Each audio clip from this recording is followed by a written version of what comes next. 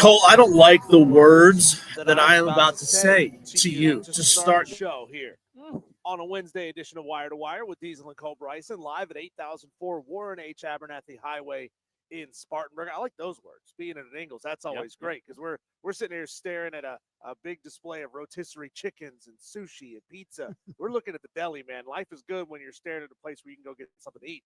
The thing that I don't like saying is that we are at the halfway point of the college football season.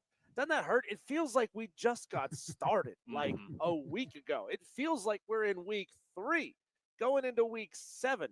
That feels like a dirty word. I don't like saying those words. But Cole, now that we're at the halfway point of the season, we're kind of at that spot where the good teams take off and they ascend to the tippy top of the rankings, and the teams that maybe didn't quite have it after all, they start sinking away. That's what I want to get into here to start the show on this Wednesday here at Ingles Markets. Cole, 5 college football teams that I feel like are at turning points, a crossroads of sorts of their season. Either they have an opportunity to be great, they have an opportunity to fall off the map entirely, or they could be surging back to relevance. Yeah, and you know what? It's at any level, high school, college, pro. If you can make it to a certain point in the season, Diesel, and stay relevant enough to not fall out of the hunt, like Clemson has, right? Like South Carolina's on the verge of, you still have a conversation piece. You still have a shot at this, 8th day of October to make a run. And in your case, with college football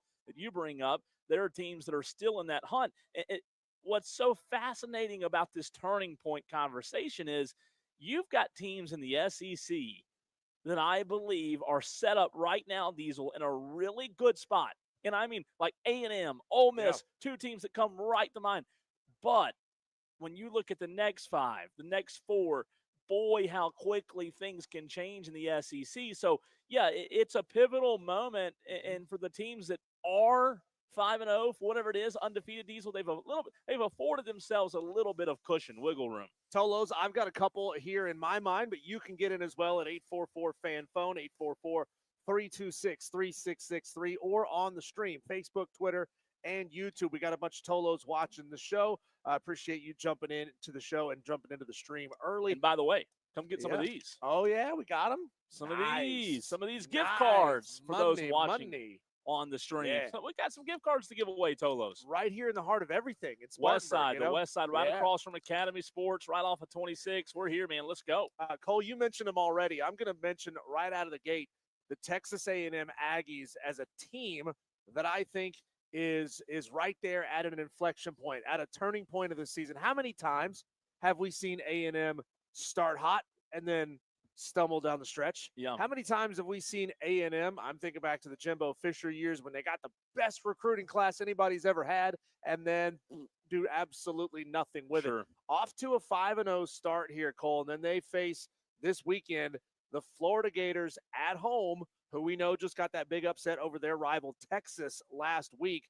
But if they can get past this Florida team, they've only got 2 more ranked opponents down the stretch. They'll be on the road. It's not easy. On the road at LSU and Missouri, Cole. But they got 2 more opportunities to maybe stumble. I think at worst they go 1-1 in those 2 football games. And now you're talking about a team that is clearly right there in that hunt to be going to Atlanta for the SEC championship game.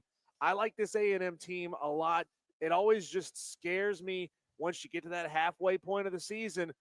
Are they a bit of a false flag? Do they really just not have the depth that we all thought they have?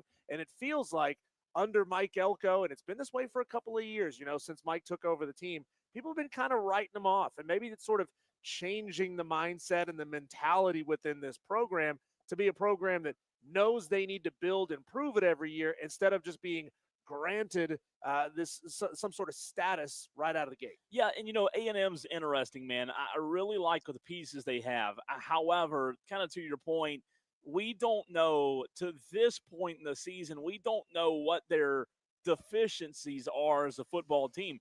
For example, Marcel Reed's been incredible this year, over 1,200 yards already, a completion percentage right at 60%, 11 touchdowns to only 3 interceptions.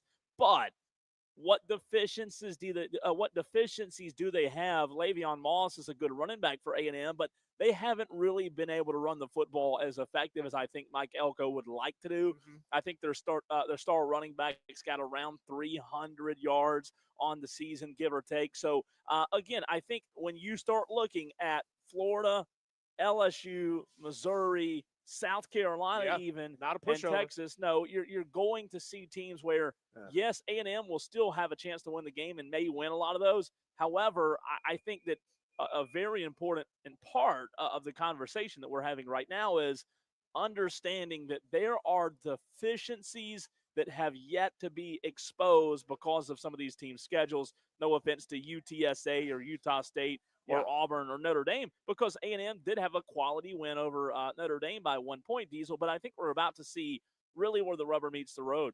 JB on the stream says, I think Florida picks off A&M this weekend. Oh, man, I'd really feel for T Experience if that was the case, because he wants to see Billy Napier fired. And if you go back-to-back beating Texas and A&M, you're safe. not getting fired. You're pretty safe. It sort of cools off a lot of those hot tongues. Let's see. T Swizzle says Notre Dame is trash. A&M hasn't been tested. And to your point, Cole, about not really knowing who this team is, they've got two really good wide receivers who have stepped up in a big way already, Mario Craver and KC Concepcion, who was at NC State last year. But they don't really have what I would consider to be a solid 3 and 4 wide receivers. So if one of those two guys were to go down, knock on wood, we want these players to stay healthy out there. But if one of Craver or Concepcion goes down, can Le'Veon Moss carry this team as the running back by himself? Can the other wide receiver carry this team on their shoulders? That's going to be a really, really tough thing to do. Yeah, it is. Luckily, they get Florida at home, to your point. They do go to Baton Rouge. They do go to Fayetteville. They do go to Columbia, Missouri.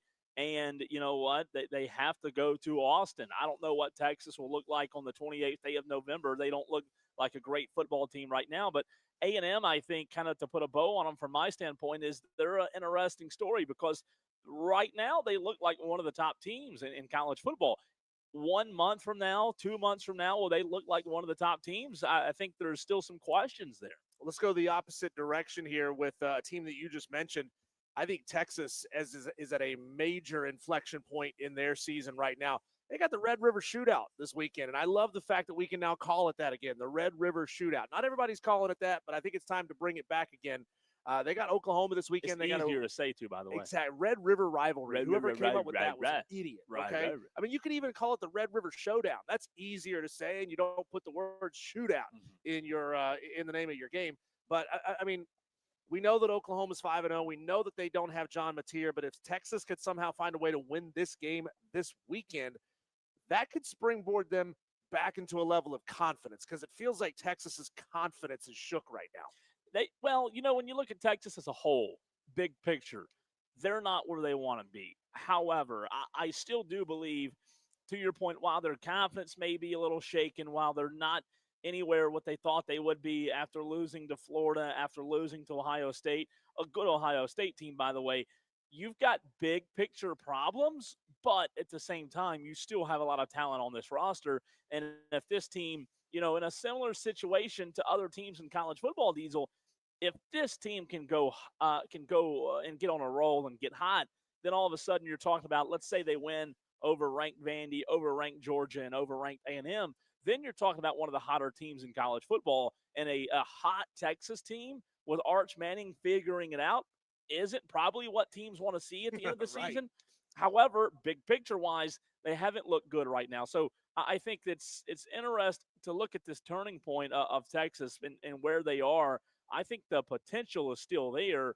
Only 2 losses. The season's not over by any stretch of the imagination, but they're certainly in a spot, Diesel, where they're not going to be afforded any more mulligans, because you look at the schedule: Oklahoma, Kentucky, Vandy, Georgia, A&M. It's going to be tough for Texas. Well, T Swizzle brings up that good point on the stream. What if Texas gets waxed? Do they bench Arch Manning? And now he and JB are going back and forth. JB says there's no way they bench Arch because he makes too much money.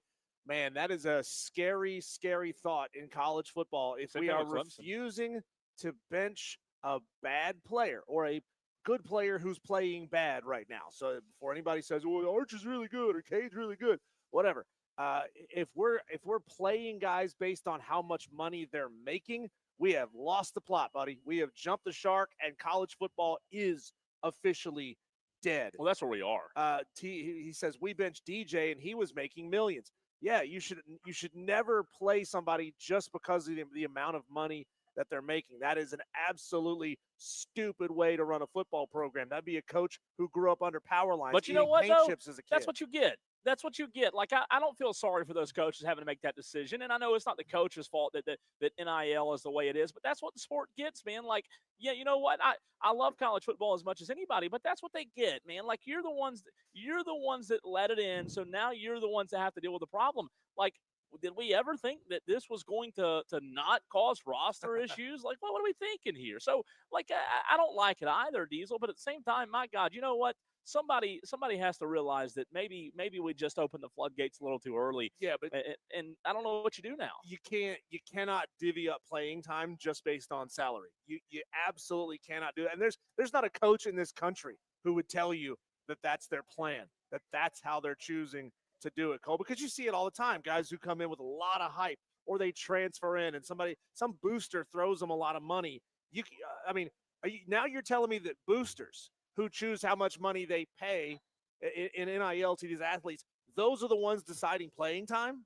I mean, these are doctors and lawyers and gamblers and whatever else. I mean, you can't tell me that they're putting together playing time like that. But, hey, if Texas loses bad this weekend, I'm telling you, man, they may bench Arch Manning, and then they're going to something named Matthew Caldwell, a redshirt senior transfer. He looked good the other day, but one play. And now your season could really go on the skids. Look at Florida State; they thought they had a great roster too, and they crapped the bed. You know, for me, real quick on that one last comment on the whole money thing, like Arch Manning, Cade Klubnik, similar situations. I'll say this: if I'm the head coach, my job as the head football coach is not to worry about your money going into your pocket. My job is to worry about, as a head coach, what player gives me the best chance to win. Because at the end of the day, I, as a head coach, am going to be hired and fired based on your performance, not based on your NIL worth, not your NIL spend, how much you're making.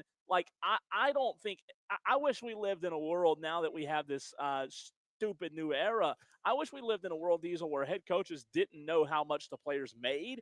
That way, playing time could not in any way, shape, or form be based on a player's salary or what they're making in NIL. Texter says, Google AI says, as of October 2025, Arch Manning is making more than approximately 94% of NFL's 96 starting, backup, and third-string quarterbacks. That's interesting. I mean, I know he's not making more than most of the starters in the NFL, obviously. But the backups and the third strings, I get that. That's an interesting point there. And, Cole, I mentioned them there, so let's stay there with Florida State. Oof, they're coming off back-to-back losses. How shook do you think Florida State's psyche is right now? Well, it's not in a good spot. I mean, you talk about starting the way that they did. And, Diesel, kind of going back to the conversation we brought the show in with, if you don't set yourself up to give yourself a little bit of cushion, a little bit of wiggle room, early and at the midpoint in the season, you're going to see a collapse. And Florida State right now at 3-2, the last 2 weeks, they haven't set themselves up to get the benefit of the doubt later on.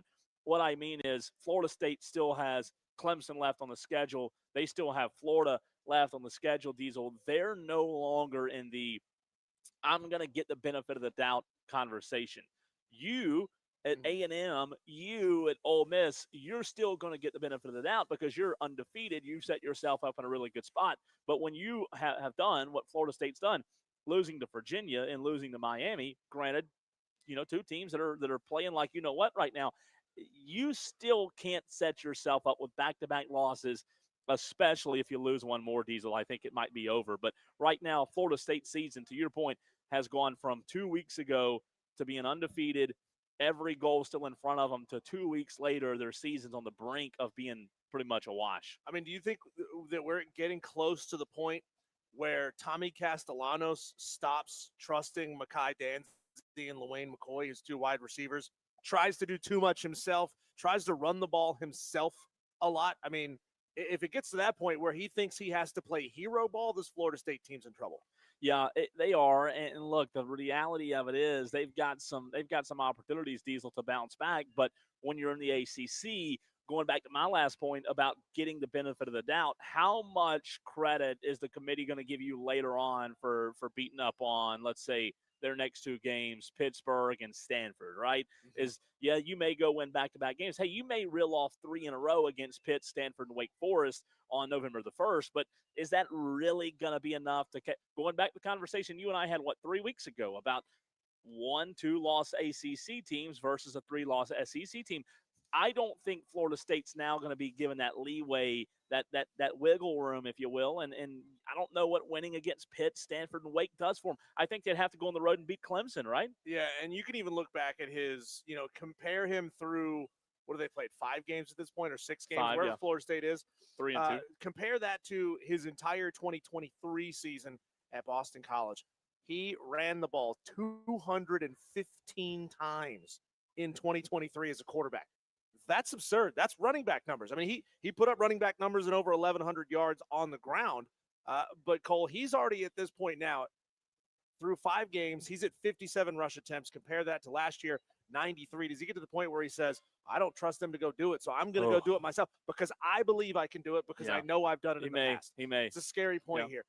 Cole, let's skip ahead by 1, and we'll wrap this thing up at 4.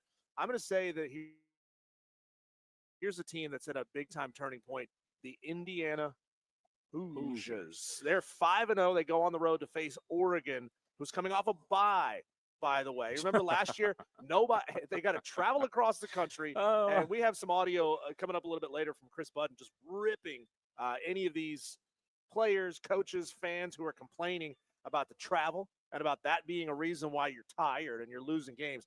But Indiana has a chance right now to take the respect that they thought they were owed last year going on the road to Oregon. They do, and really that's their only chance this season because you look at it, they don't play Ohio State, right? They play Michigan State, UCLA, Maryland. They do play Penn State, which is still going to be a challenge. They do play Wisconsin, and then they finish the season at Purdue after a bye.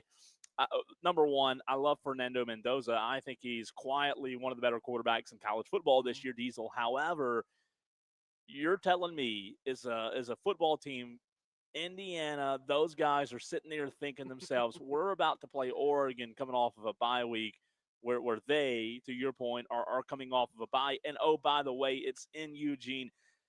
Yeah.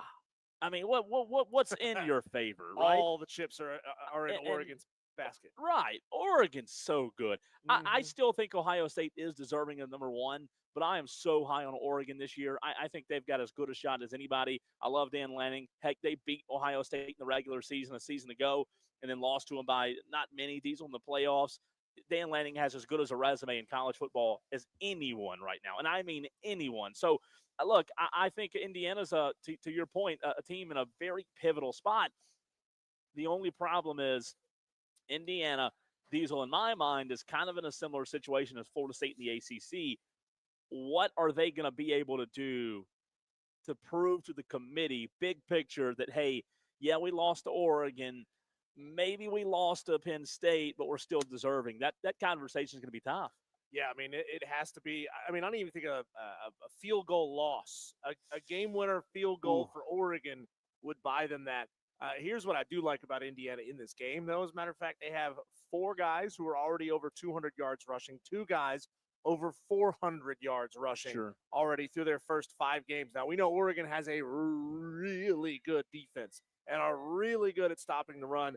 But if this Indiana team can be successful and run the ball and put up 200, 250 yards on the ground, that's when you start getting some of that national respect. Even if you lose the ball game, if you can make Oregon's defense look bad and give up more yards than they've given all season, you might get a little Pyrrhic victory on the back end. And you know what? We're high on Cignetti. Like everybody, I think. Google him. He wins. Right. Respects what he's done. 3 back-to-back seasons just having a pitiful football team, Diesel, and then the year they had a season ago in 2024. So I think there's a lot of respect there when you talk about what the committee will do later on in the year.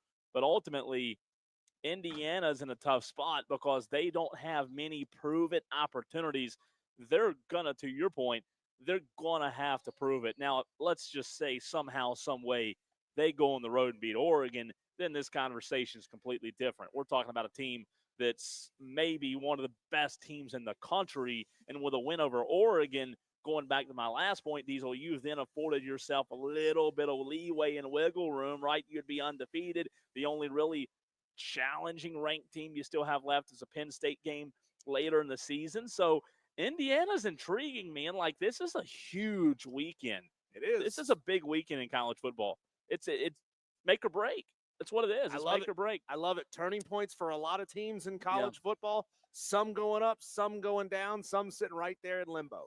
Tolos, we are live at 8004 Warren H. Abernathy Highway in Spartanburg. It's the West Side Ingles. If you're on the west side of town in Spartanburg, we love to see you. Diesel and I are here until 7, and we have some Ingles gift cards to give you. If you come by and let us know that you are a Tolo, you will receive one of those Ingles gift cards. We'd love to give one to you to knock off a few dollars on your Ingles purchase. We are going to dive into the MLB postseason for a short segment coming up. What in the world happened last night? The Yankees down 6-1.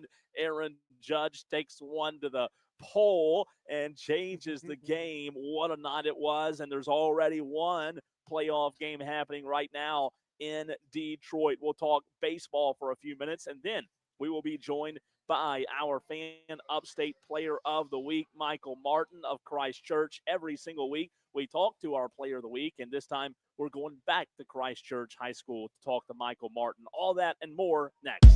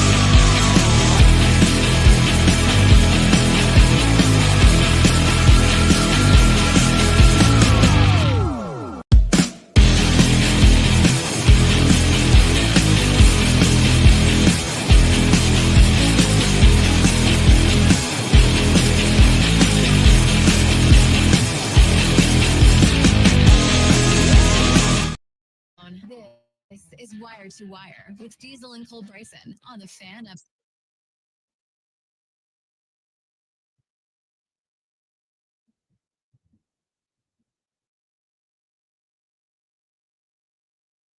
The judge has arrived. What a play-by-play call, by the way. Diesel, and what a hit by Aaron Judge last night. The Yankees were dead to rights. That one home run, by the way, off the bat, 99.7 miles per hour, the fastest home run Aaron Judge has ever hit. What a baseball game last night. I took the Yankees and Diesel when they were down 6-1. I thought Aaron Boone's getting fired. The Yankees fans are going to riot, revolt, and the Yankees season is done. But how about Aaron Judge, man? I assume you mean you took them before the game started, Correct. right? Because Correct. I know a lot of these bets that you can educate me a little bit on Prize Picks. If they allow you to do some of that betting in game, live the game's betting, already started, and hey, I bet you weren't putting any money on them to come back. When I they were wish down I 6-1. would have. I wish I would have waited Ooh. until they were down 6-1 because it would have been plus. Put like $5 money. on it. You never know. That's what right? I'm saying. You'd have won a lot if you put just $5. Because down 6-1, the odds drastically changed. 99.7. I don't know that I've ever even driven that fast. 99 miles per hour. I don't know that Off I've the ever had a bat. got that would go that fast. Off the bat, 99.7, the fastest home run Aaron Judge has ever hit. And by the way, Tolo J. Butane, your upset pick is invalid. It doesn't open until 4 o'clock, so just so you know. But last night, what a night it was. The New York Yankees, 9-6, staying alive over the Blue Jays. The Seattle Mariners, 8-4 over the Detroit Tigers. Today, Mariners-Tigers going at it right now, top of the second inning. Seattle leads the series 2-1. There is no score in that one as of yet, Diesel, but a loaded slate of MLB playoff baseball. Brewers, Cubs tonight. Milwaukee leads that series. Cubs trying to stay alive. Blue Jays, Yankees again tonight. And then at 9:08 p.m., Phillies, Dodgers. Phillies are down 2-0, or down 0-2 rather. And Diesel, you're talking about a Dodgers team that has not lost a postseason game. It's going to be tough sledding for the Philadelphia Phillies. Think about it. When we were writing the Dodgers off as a team that had no chance, slumping down the stretch there, it's fun, man. Is this the most fun time for a sports fan? You got the Major League Baseball playoffs going on, high school football, college football, NFL, NHL WNBA, started last obviously. Yeah, and the NHL starting as well, man. So much more. And, Cole, we're going to get to this in the next segment. We're going to touch on it.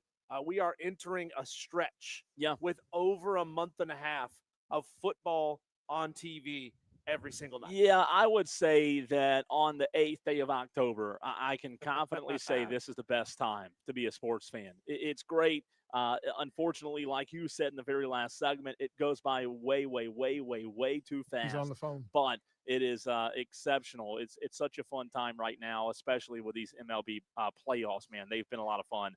And 4 really good games. We'll keep you updated, though, as the show goes on the Mariners and Tigers games, as well as Brewers, Cubs, and then Yankees, Blue Jays will be starting as soon as you and I go off of the air. So we'll get back to that later in the show. But, Diesel, let's get to our high school player of the week. He is number 13 for Christchurch. Every single week, we award a high school player of the week to the most outstanding performance. And last week, week 6, Michael Martin of Christchurch, 37 carries, 223 yards, 3 touchdowns, 3 receptions for 60 yards, 283 all-purpose yards in the big win over St. Joe's, a close game, a region win. Michael, man, what a performance you had. Glad to have you on the show. Congratulations on your performance and the team's win. You guys have reeled off several in a row now. How did it feel to get the big win in a close region game on Friday night? I mean, it feels great, obviously, but we had to keep fighting the whole game. It wasn't an easy one, but I'm just glad me and my team got the job done, and we stayed focused the whole game. So, Michael, that's all that happened. Congratulations on that performance that you had. It's Diesel here. Tell us, for those who have not had a chance to see Christchurch play this year, and when you're watching a football game on TV, especially a team that's got multiple backs, they always describe them as big bruisers, like yard after contact kind of guys, or the shifty kind of back. And some players have the skill set of both. So describe yourself as a running back for those who don't know you. Really, I'm an all-purpose back. I can run, catch, block, do whatever the team needs me to do to win. Love So it. I'm an all-around back. That's what we want to hear, man. I love it. Just the all-around running back, a kind of Swiss Army knife kind of running back. Michael, let me ask you this, man. Talk us through your preparation during the week, kind of like a day-by-day. As you go into a region game last Friday against St. Joe's, a good team. It's a rival for you guys. It's a big region game. Lead us through your preparation, what that looks like in terms of on the field, also your film work, and then at what point you know on Friday night that you're in for a big one. Well, first I watch film every day so I can, be the most prepared mentally, and also before the snap, in the actual game, I always look at my pre-snaps. That's what my running back coach, Coach Brown, says for me to do. They really help. And honestly, throughout the day on Fridays, I'm always, we have school, but then after school ends, I'm locking on the game and focus on what I have to do to win. So you were just all over the field again. 283 all-purpose yards, 3 receptions for 60 yards, 3 touchdowns, and 223 on the ground. Is that the game plan you think to kind of use you in that way and spread you out multiple ways every single week, or was going into this game were you focused, or were the coaching staff focused on putting you more in on the ground with the ball in your hands, and it just sort of evolved once they saw the kind of game that you were having? Oh, I say kind of both. Really, this week, we know they watched film and stopped the inside run, so focus on more of the outside runs this week. And with that, I caught a lot of outside passes, swings, and wheels that really opened up, the whole playbook. Michael, I want to touch on that, on something you just said there, as we're joined by Michael Martin, Player of the Week for the Fan Upstate right here on the Fan Upstate. You said inside runs versus outside runs. For those of our listeners out there listening that love and know and watch football as we do, what kind of differences are there from a running back standpoint on those inside runs versus, let's say, an outside zone when it comes to what you have to do differently and also what the offensive line has to do differently, how they block differently? Talk us through that.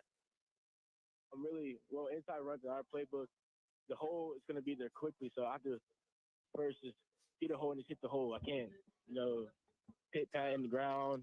And then on outside runs, I have to just get outside fast as I can, and then set up the blocks for my receivers. And really, it's overall just different on each run. Sure. Michael, tell me about your offensive line. I always love any running back who thanks their O-line because they know they can't get it done without them. So tell me about these guys that you got blocking for you. Oh, yeah, they're great. From last year to this year, it's a really big improvement. And if it wasn't for them, I wouldn't be here right now.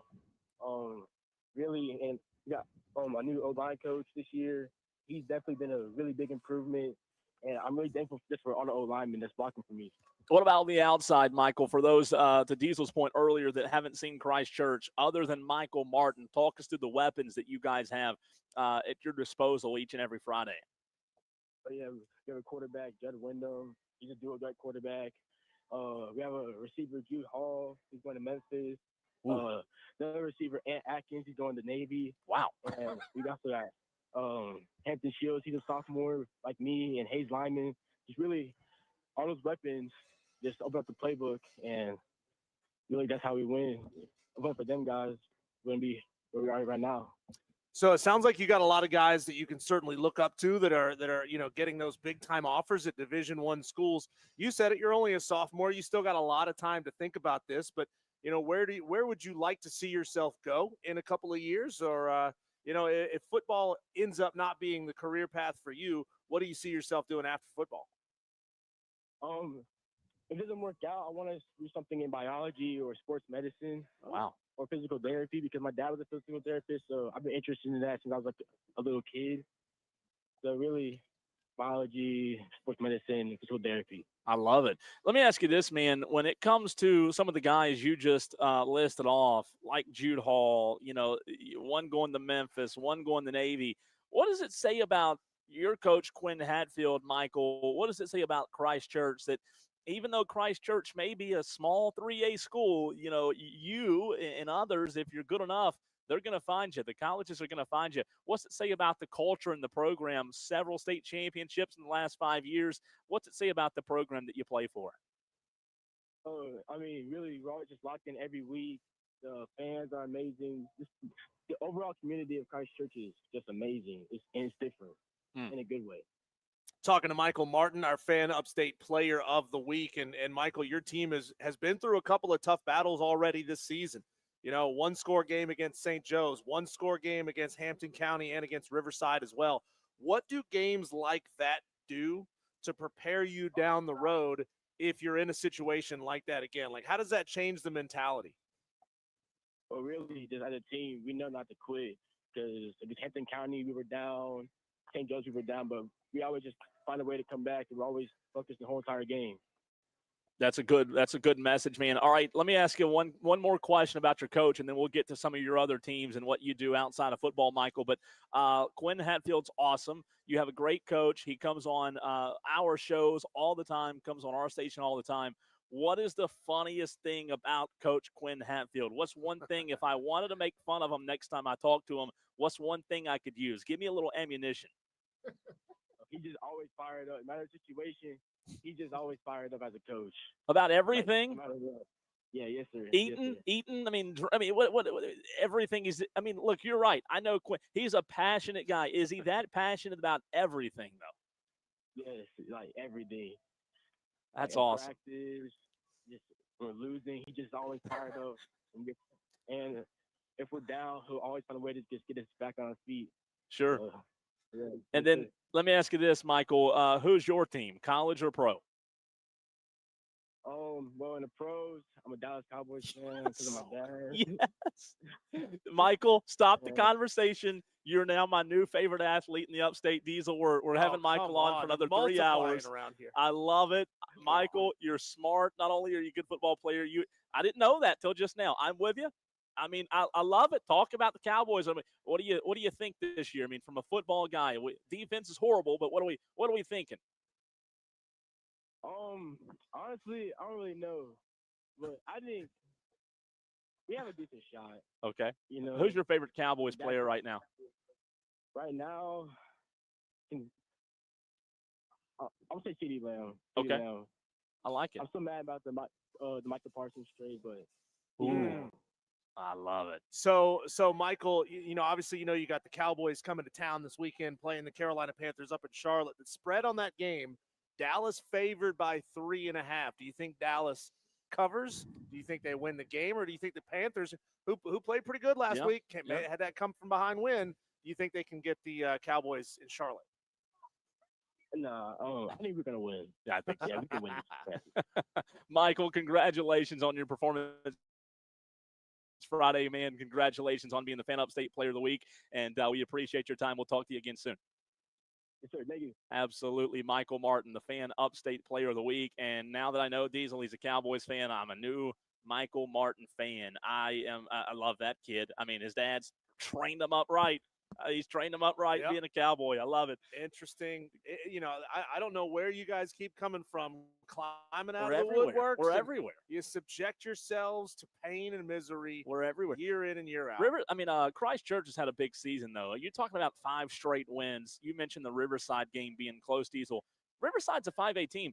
That's a really quality win for Christchurch a few weeks ago over Riverside. Hampton County is a good team. St. Joe's good.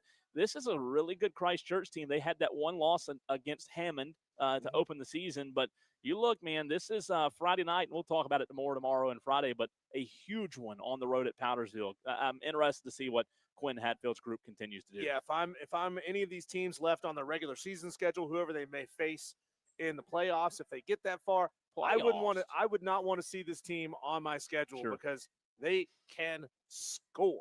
They put up 41, 37, 48, 40, and 39 in their last 5 games. I do not want to have to try to outscore Christchurch. That's going to be a fun one, by the way, Friday. Powdersville's playing as good as anybody in the state right now. Yes, it will. And that's going to be a lot of fun to watch. John, our producer, sending us some breaking news happening right now. We're going to get to it and everything else that's happening right now in the sports world in our Daily Wires segment coming up next. Clear.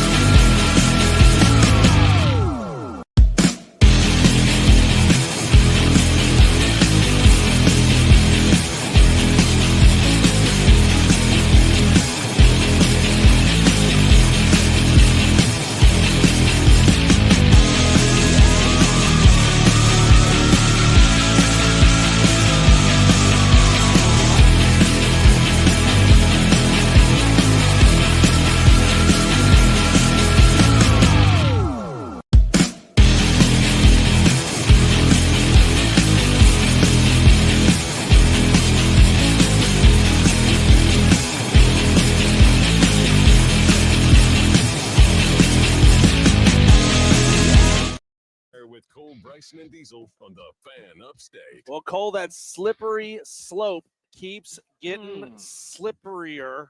If that's a word. It is. We'll talk about it and everything else that's going on in the sports world right now in our Daily Wires. This is the buzz, and that breaking news.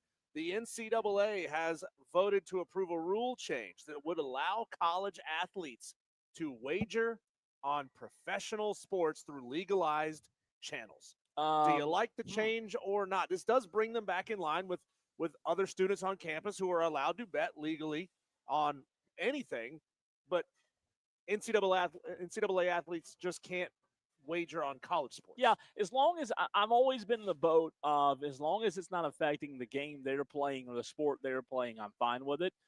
It's a completely different sport, so I don't have a huge issue with it. That's fair. And by the way, shout out to Tolo J. Butane, who came by Ingles and got a gift card. Shout out to him, and we got 4 left, by the way. That's right. We come on by and see us. 8004 Warren H. Abernathy Highway in Spartanburg. Grab one of these Ingles gift cards. Sunday's game at Tottenham Hotspur Stadium in London between the Vikings and the Browns averaged 6.4 million viewers across digital and television, ranking as the most watched NFL Network London game on record.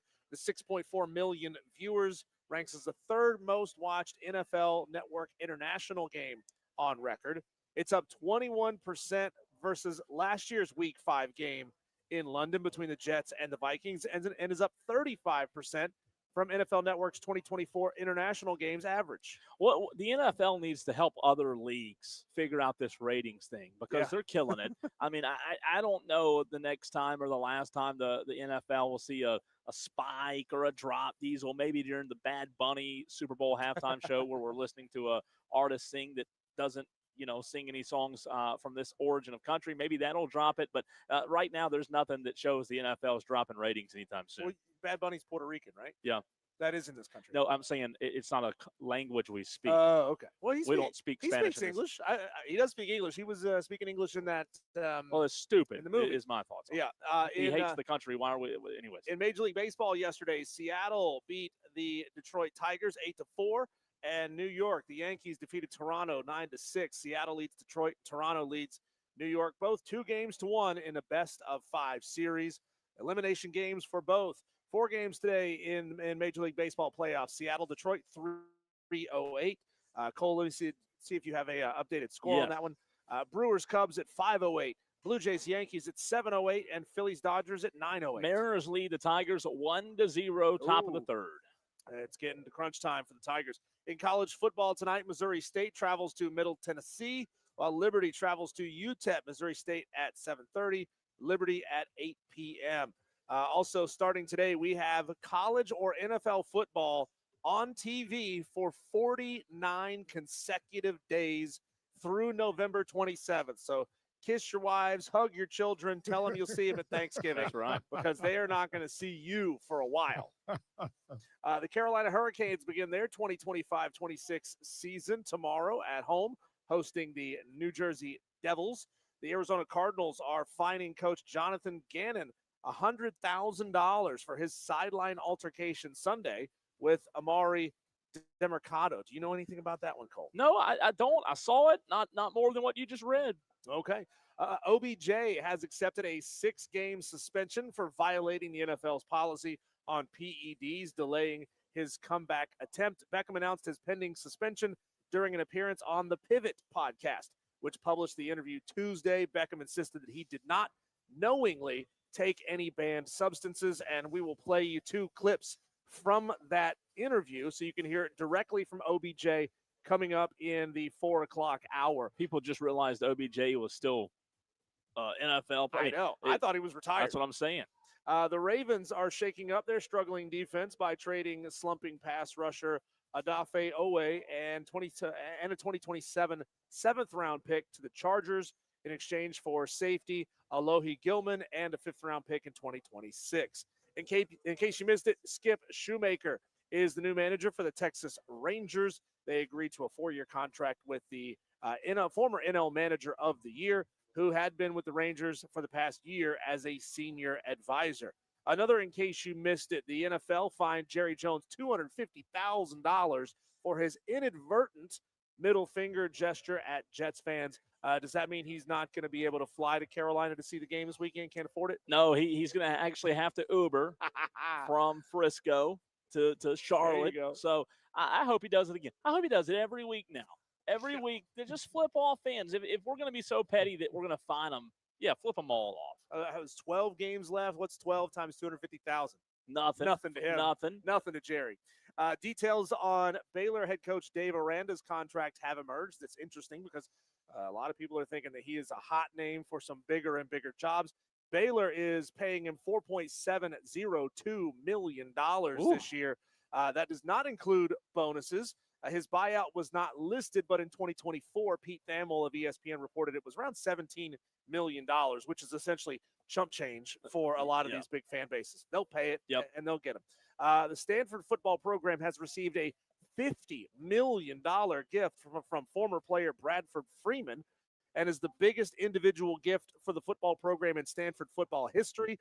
The gift is tied directly to football, not to a building or a facilities project. And finally here, Cole, the NCAA has officially adopted the January 2nd through 16th transfer portal window for FBS and FCS in 2026. The window opens one day after the CFP quarterfinals conclude, and players competing on the two teams competing in the national championship game on January 19th will get an additional 5-day period from January 20th through 24th after their seasons end. That's big time. Also, one more, about an hour ago or so, Diesel, Pro Football Talk via Heel 247 are reporting that there's a potential exit strategy. Discussions have begun at North Carolina regarding Bill Belichick, with reports of rules violations fueling the situation. So that is interesting. And here's one more for you, Cole. I don't know if you noticed. I don't think any of our Tolos noticed. LeBron's decision part 2 fell on deaf ears on this show. No one noticed. No one texted in about it. Besides, it was just a crummy commercial for Hennessy anyway. Sure. Yeah, I didn't pay much attention to it. We are going to open the Upset Picks Challenge 5 minutes from now, 4 o'clock, Tolos. If you submitted it already, I'm sorry, it was too early. But beginning in 5 minutes, the Upset Picks Challenge is open. The floodgates will open next on the Fan Upstate.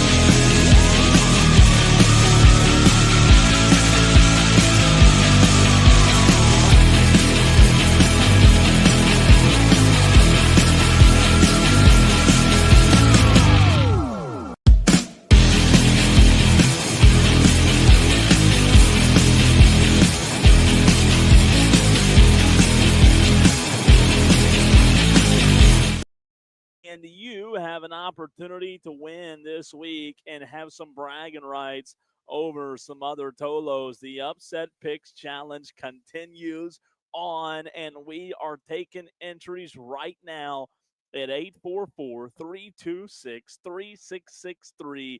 The Upset Picks Challenge brought to you by Ingles Markets, by the way, Diesel, for the second year in a row, supporting the Upset Picks Challenge. And we did our early leans yesterday, and it's go time. Right now, the floodgates are open. Again, 844-326-3663.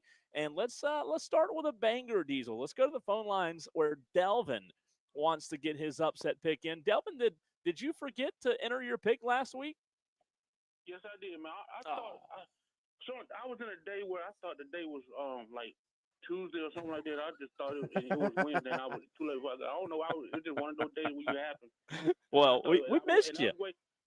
And I was waiting to get my upset pick. I was like, man, I can wait till tomorrow. And then I found out, man, today is the upset pick. Where have I been this past day? I don't know. It was just one of those days. But I'm surprised. This team is an underdog, and when I saw it, I said, "I'm taking this. Give me Arizona State plus 5.5." Oh, that guess what? Utah played. I saw what Utah played. Just take it home. Give me Arizona State. So it's funny you say that, Delvin, because that's also my upset pick. And Diesel, that's a whole point of line movement on that screen that you just had from the upset picks, because I saw it at 6.5. Did it move already to 5.5 points? Delvin, you're right. You're right. I saw it on ESPN. They're favored. Utah's favored, and Arizona State is ranked. They're 21 in the country, and the 21 ranked team in the country is an underdog to Utah. That's I took wild. the same. What am I missing there? 5.5 point spread in this one. I mean, I guess they're saying that those Utah Utes fans, man, they're going to be wild, they're going to be loud, and it's going to put them in a tough spot. So it dropped, though. That's not good, though. Dropped from 6.5 to 5.5. Because oh my gosh, 6.5's a lot. 5.5. I mean, is that worth?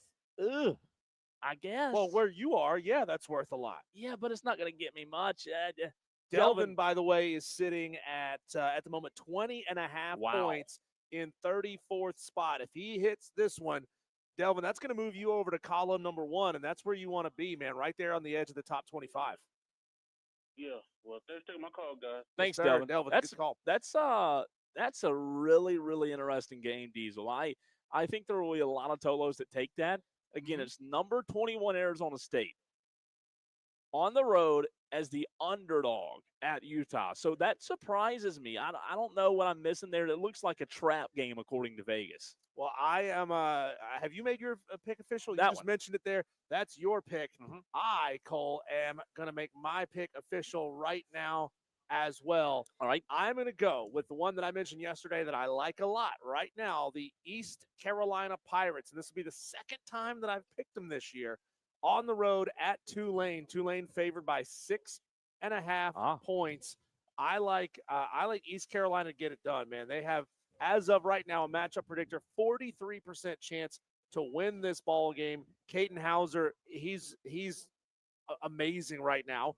He's got 1,500 yards on the season, and I think Tulane is relying just a little bit too much on that Jake Retzlaff guy, the quarterback. He's also their leading rusher as well. So, I mean, a guy like that gets a little banged up, man. It doesn't have to be a big-time injury. Just a little tweak, just a little slowdown. And what's the points on it again? 6.5 points. I don't hate it. I like that one. Don't hate it. That's where I'm going. I was originally right there with you at 6.5 until, for whatever reason, the line dropped an entire – that's big line movement, by the way. For in a matter of hours, the line to move an entire point, usually that indicates some kind of injury or something, or a tremendous amount of money coming in. But Tolos, if you have not participated yet, I want to tell you what the Upset Picks Challenge is, as the text messages right now are flooding in at 844-326-3663. You are, as a college football fan, looking for an underdog to outright win the game, just as Diesel and I told you what we're doing for our games, and you find an underdog that you think is going to win. You send it in on the text line. You send your name, the game, and the spread. If you hit, you'll have that many points awarded to you. There's a season-long tally going on. You can see the standings at the Fan Upstate on Twitter and Facebook. For example, Boomer Bill sends in his upset pick. and this is the perfect way to send yours in. He goes Boomer Bill, Arizona State plus 6.5 over Utah. That's his name, the game, and the spread. Again, Boomer Bill plus Arizona State plus 6.5. I put one too many pluses in there over Utah, and he's got it at 6.5. So that Diesel, that line must have just moved recently. We have John Rhodes. John Rhodes texts in and says, it's time to start swinging for the fences. John, it may be a little early to start swinging for the fences, you know? I mean, we're only on week 7. We got a bunch more games to go. Illinois. And then we have pre-Christmas bowls, and we have post-Christmas bowls, and we have conference championship game week. So maybe it's a little early. He's going Illinois plus 14.5 against Ohio State. I know we got a lot of Ohio State fans like Tolo Steve, who's a Buckeye fan. We had another who's a Palmetto Buckeyes texting in. I don't know how they feel about John Rhodes picking against their Ohio team. State. That's risky. 14.5, man. He would do he would certainly score a lot of points, and he might be the only one willing to take that game. You know, that's a really interesting game at 14.5, Diesel. I'm not saying Illinois is not a good football team, but what has Ohio State shown us this season in terms of them having cracks in the foundation? I haven't seen any cracks in the foundation. My point being, it's hard for me to believe Illinois is going to beat Ohio State. They got boat raced by Indiana, Diesel. They beat Western Illinois. They beat Duke. They beat Western Michigan. They did beat USC, who's now a ranked team, and they beat Purdue. So when you look for cracks in the foundation, I haven't seen any at Ohio State. So it's ballsy to pick against Ohio State right now. Tolo Steve says, John's a loser. Buckeyes win big. But see, that's the fun thing is, he's reaching for that one. And John Rhodes, I had it a minute ago. I lost it. I try to remember how many points John Rhodes has, if he has any at all. But you don't necessarily have to start reaching at this point in the season. That's entirely up to you. Look, if you want to get into that top 25, and we treat this kind of like the entirety of FBS. We got right around the number of FBS teams as the number of players we have with points right now. Finishing inside the top 25 should be the goal. If you're at the bottom of this list, like Cole and myself and Rob Brown we're down at the bottom of this list. My goal is to get into the top 25.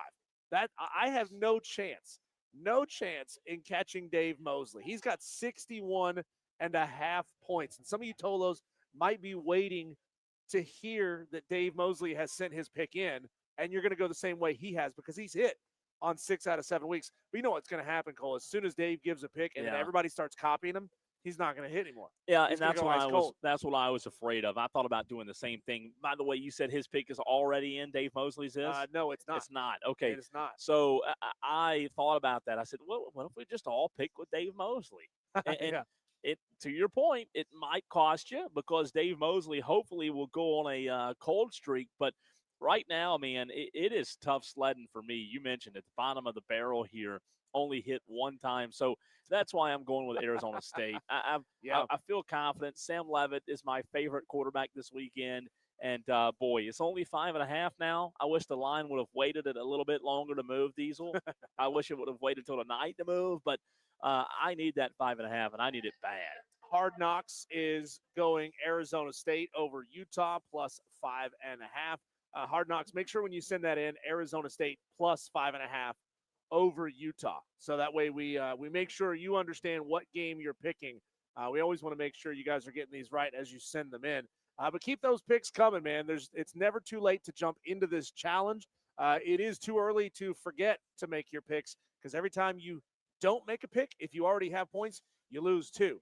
If you get one wrong, you only lose 1 point. So it's better to have a pick and get it wrong than to not make a pick at all. You can't fall below 0, so it's not like you can go into the negatives. But we do have a couple of Tolos who are at risk of falling back down to 0 points this week. Roger Carper, Twisted Whisker. I'm not trying to make fun of you guys, but Just Jess and Shane Barrett, they all have half a point. Mad Mex, T-Ray, Clemson 83, they all have 1.5 points. So they got to get a pick in to make sure they even stay on the board this weekend. But our goal, Cole, is always to grow this thing week in and week out. We'd love to see, on Monday, Dan B sends us some stats and some information going on with the Upset Picks Challenge, and he'll tell us, hey, we've got 5, 7, 8, 10, 12 new Tolos playing the challenge this week.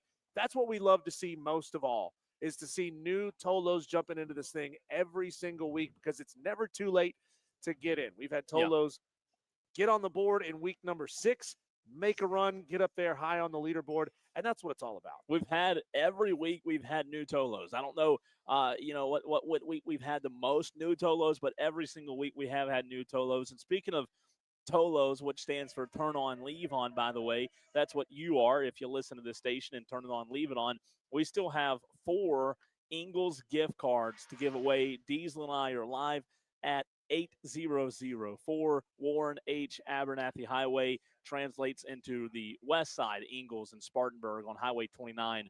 Come by and see us. It's the one right across from Academy Sports. We're here until 7. Tolo Jay Butane came by earlier, Diesel. He got an Ingles gift card. You can be like Oprah and you get an Ingles gift card. You get an Ingles gift card if you want to. We still have a few remaining as we are live at Ingles. And to your point about Tolo J. Butane, I don't know if he's still in the store or if he's back out listening to us. Jay Butane, send your pick in again, because you sent it to us around 3:20, 3:30, and that is an invalid pick. It has to come while we are on the air. And on Wednesdays, obviously, we lock the spreads in at 3 o'clock. We open the thing at 4 o'clock, but you'll have the entirety of the show tomorrow and Friday to get those picks in. We're not going back and finding you Tolos who are sending your picks into the Rob Brown show for some reason. Those are invalid picks. That's a -2, so you got to make sure you send them in the right way. That's key. Yeah, it's not hard. We've only said it 1,900 times during show hours beginning at 4 o'clock on Wednesdays. And right now, quite frankly, we're a little slacking on the text line compared to what we normally are. Yeah. Especially last week. Last week, we just had over 60-something in day one. We've got to get those numbers up. 844-326. That's right. 3663. That's the phone line. Again, Tolo's very simple. Your name, the game, and the spread.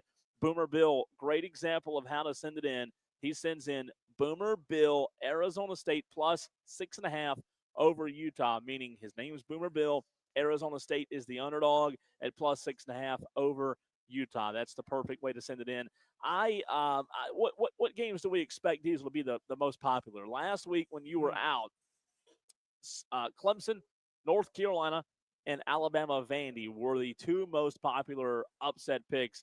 This week, so far, we've seen some parity. I have seen South Carolina once over LSU. Is that line now 9.5, by the way? So far, this Arizona State game is the most popular, because but it's not pulling away and leading the pack. So still. Well, I think that game may end up being the most popular just because of the fact that Arizona State, a ranked team, being the underdog. And by the way, somebody brought up on the stream, Adam brought up on YouTube, he said same thing happened last week with Virginia. They were ranked playing an unranked team, and they were the underdog. So it happens just about every week in college football. But I think more times than not, you trust the teams that are ranked because they're ranked for a reason most of the time. And Sam Leavitt's a good quarterback. I mean, I think Arizona State's going to beat Utah. And Utah, they're a good team, the Utes. But what do we really know about Utah? A little bit unproven. Arizona State's got the better quarterback. And Diesel, I think that it's only worth 5.5 now, but I think that's a safe play. I'm going to keep playing safe for another few weeks. I'm not going for the home run yet. Okay, so I was going to ask you, really, at what point do you so we talked about it in the first segment, tipping points for some teams in football. Like, where do you enter desperation mode? Like week 9? How many weeks do you think we have left off the top of your head? What, 10 weeks or so? Yeah, I think we total out somewhere around 18 picks. Yeah. So, and we're through 6, really 7. So we got about 8 or 9 picks left. Man, unfortunately, I have to say, if I don't hit this week and we're going into week 7? We'll be going into week 8. Week 8? I'm going to start getting panicky. I mean, you're already in week 8, man, and I'm sitting at like 6.5 points. I've only hit one time thanks to Kansas State last week, losing to Baylor by 1 point. I'll never pick Kansas State to win a game again. They suck. They're trash. I mean, every coach on that staff should be fired for losing me my upset pick, right? But I'd say it's pretty soon. I'm ready to panic. So to your point, what are the pundits and what is Vegas seeing when it comes to Utah? They're seeing a really good defense. I know that they got absolutely gobsmacked by Texas Tech at home, not last week, but the week prior to that. But outside of that game, Cole, Utah's playing really good defense. They've given up 14, 6, 9, and 10 points outside of that one game against Texas Tech. So who are the they other play, teams? West Virginia, Wyoming, CP. I'm not sure who that is. Chris Paul? Yeah, and UCLA. So I get it. They haven't played a murderer's row either. But when you're playing consistent shutdown defense, that travels no matter who you're playing against. Who right? is CP? I'm That's looking Cal right. Poly. I bet it's Cal Poly Mustangs. Yep. I didn't even realize they had football. They just do. They just got it. Just got it. They just got a football. Compare that to Arizona State, who are winning close football games. 3-point win against TCU, 3-point win on the road at Baylor. I mean, they blew out Texas State at home, but Texas State is still recruiting at a G5 level, and they lost to Mississippi State. So, I mean, they're doing enough to win games, and that's all it takes. That's all it really matters is you only got to win by one. You don't have to win by 40. But they're not really handling business the way that I think a lot of people would like to see. And part of that's a big product of being in the Big 12. There's so much parity in the Big 12. It makes it a really fun league to watch. And Diesel, there are 2 games tonight. However, I don't believe there will be any upset pick selections because look at tonight's slate. You have Missouri State and Middle Tennessee. Middle Tennessee is only favored, Missouri State's only favored by 1.5. Okay. And then at 8 o'clock tonight, Liberty, who, by the way, is 1-4. Liberty is 1-4. They're at 1-4 UTEP. And that game is only a 2.5-point spread.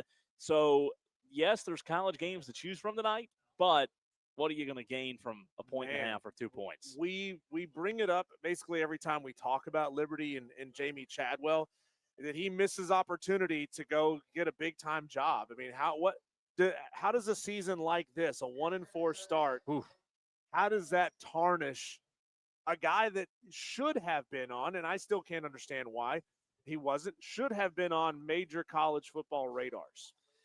1-4 doesn't help. No, it doesn't. I mean, you're talking about losses to Jacksonville State, Bowling Green, James Madison, a good team, and then Old Dominion, who's turned out to be a pretty good team. Yeah, it's not good. Now, he's got some favorable, manageable games coming up. Well, it's also what happens when you lose Caden Salter. True. You got to replace a guy who was amazing. But still, 1-4? Yeah. I mean, it's a weird start to the season for him. And then if you want to choose from tomorrow's games, you have 4 to choose from. La Tech, Kennesaw State, Diesel. La Tech is a 5.5-point favorite on the road. So you could go with the home dog in Kennesaw State. You could go with East Carolina, as you did. That game's tomorrow. Yep. Jacksonville State, Sam Houston. Sam Houston's horrible. Don't do that. Southern Miss, 8 o'clock tomorrow. Georgia Southern. Southern Miss favored by 3.5 points. Kennesaw State is interesting. They're 3-2 in Conference USA. I don't know, and I'm not going to spend long on it because people don't care about Kennesaw State, but you remember Kennesaw State just a few years removed from being Division II. Yeah. And now seems like they're making that jump pretty well in Division I. Yeah, it took them a little time to get things going, but I mean, man, they are in a recruiting hotbed, right? I called a right game there in Charlotte. Yeah, I mean, Atlanta. Yeah, I mean, well, that's true. They are in a recruiting hotbed. I think that tonight's games probably meh.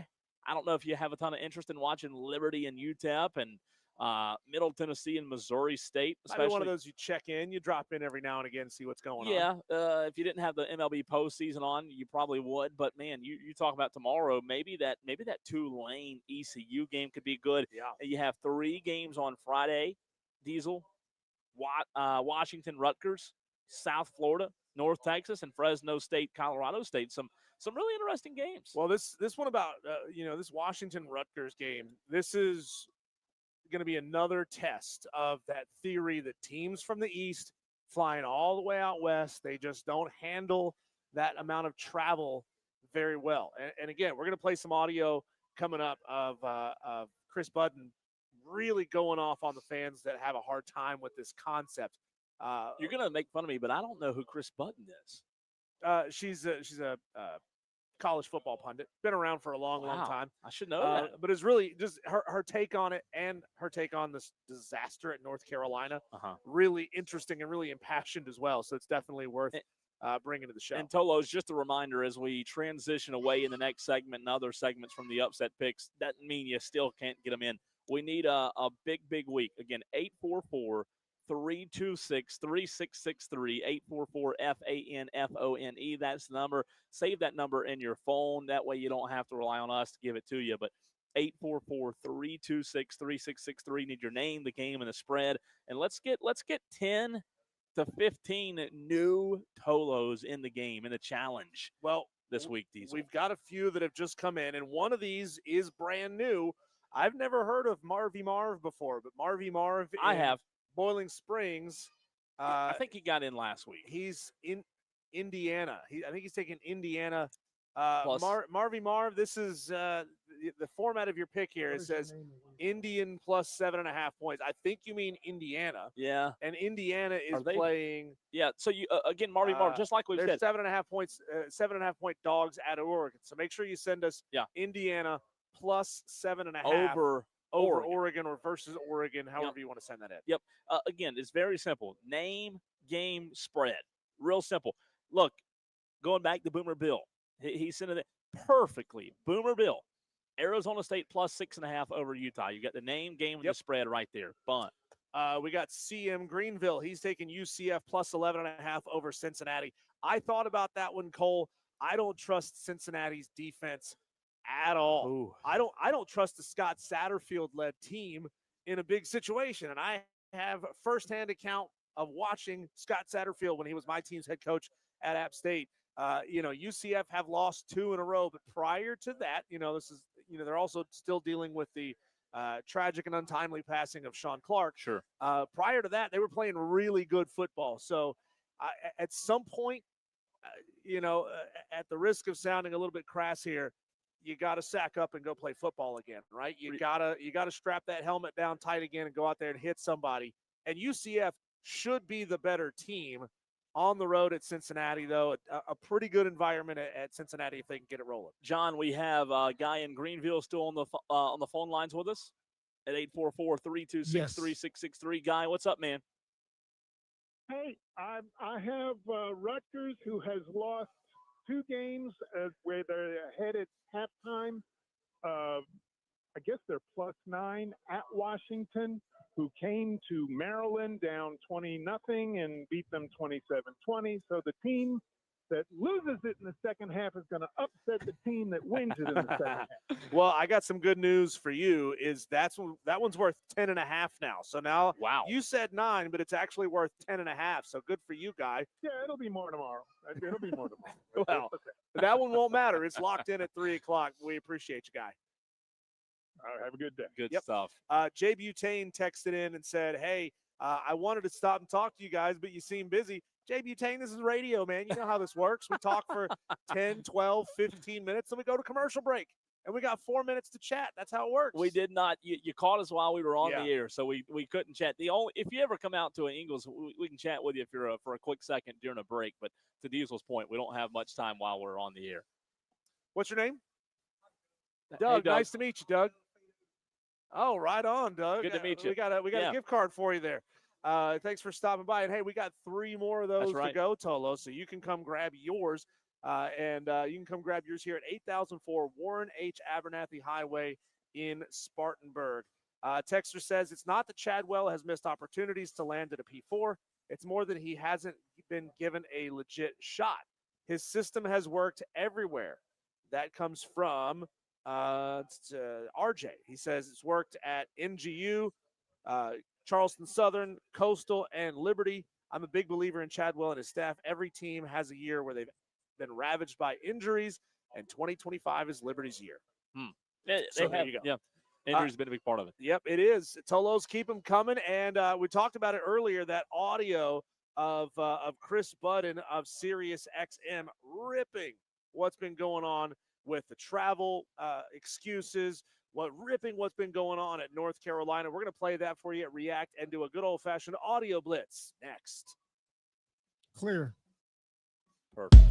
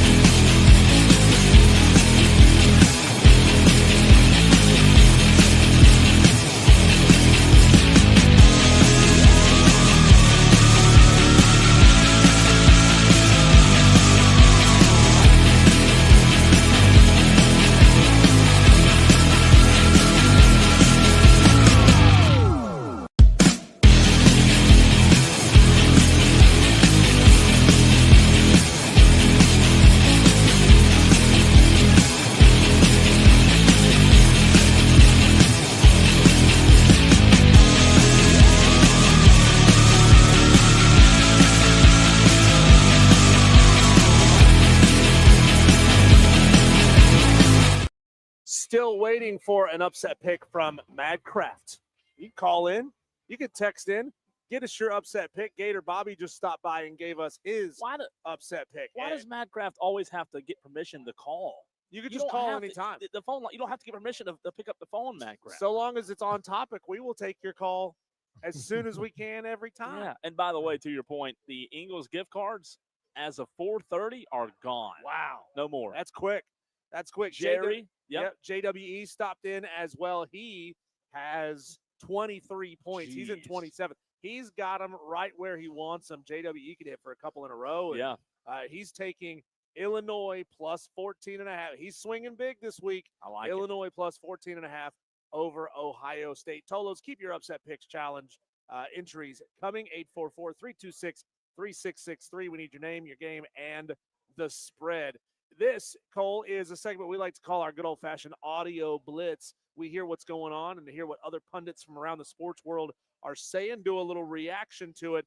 We'll start with SiriusXM's Chris Budden, who is going off on this narrative, especially in the Big Ten is where you see it most, but you could say you can hear it in the Big 12 a little bit as well. She goes off on this recent wave of complaints from coaches, fans, etc., about the Big Ten travel. If I don't get this off my chest, I'm going to run myself through a window, and I will run myself through a window if I hear one more Big Ten coach blame it on the freaking travel. I cannot. And it's not even about you accepting the money to be a part of this Super League.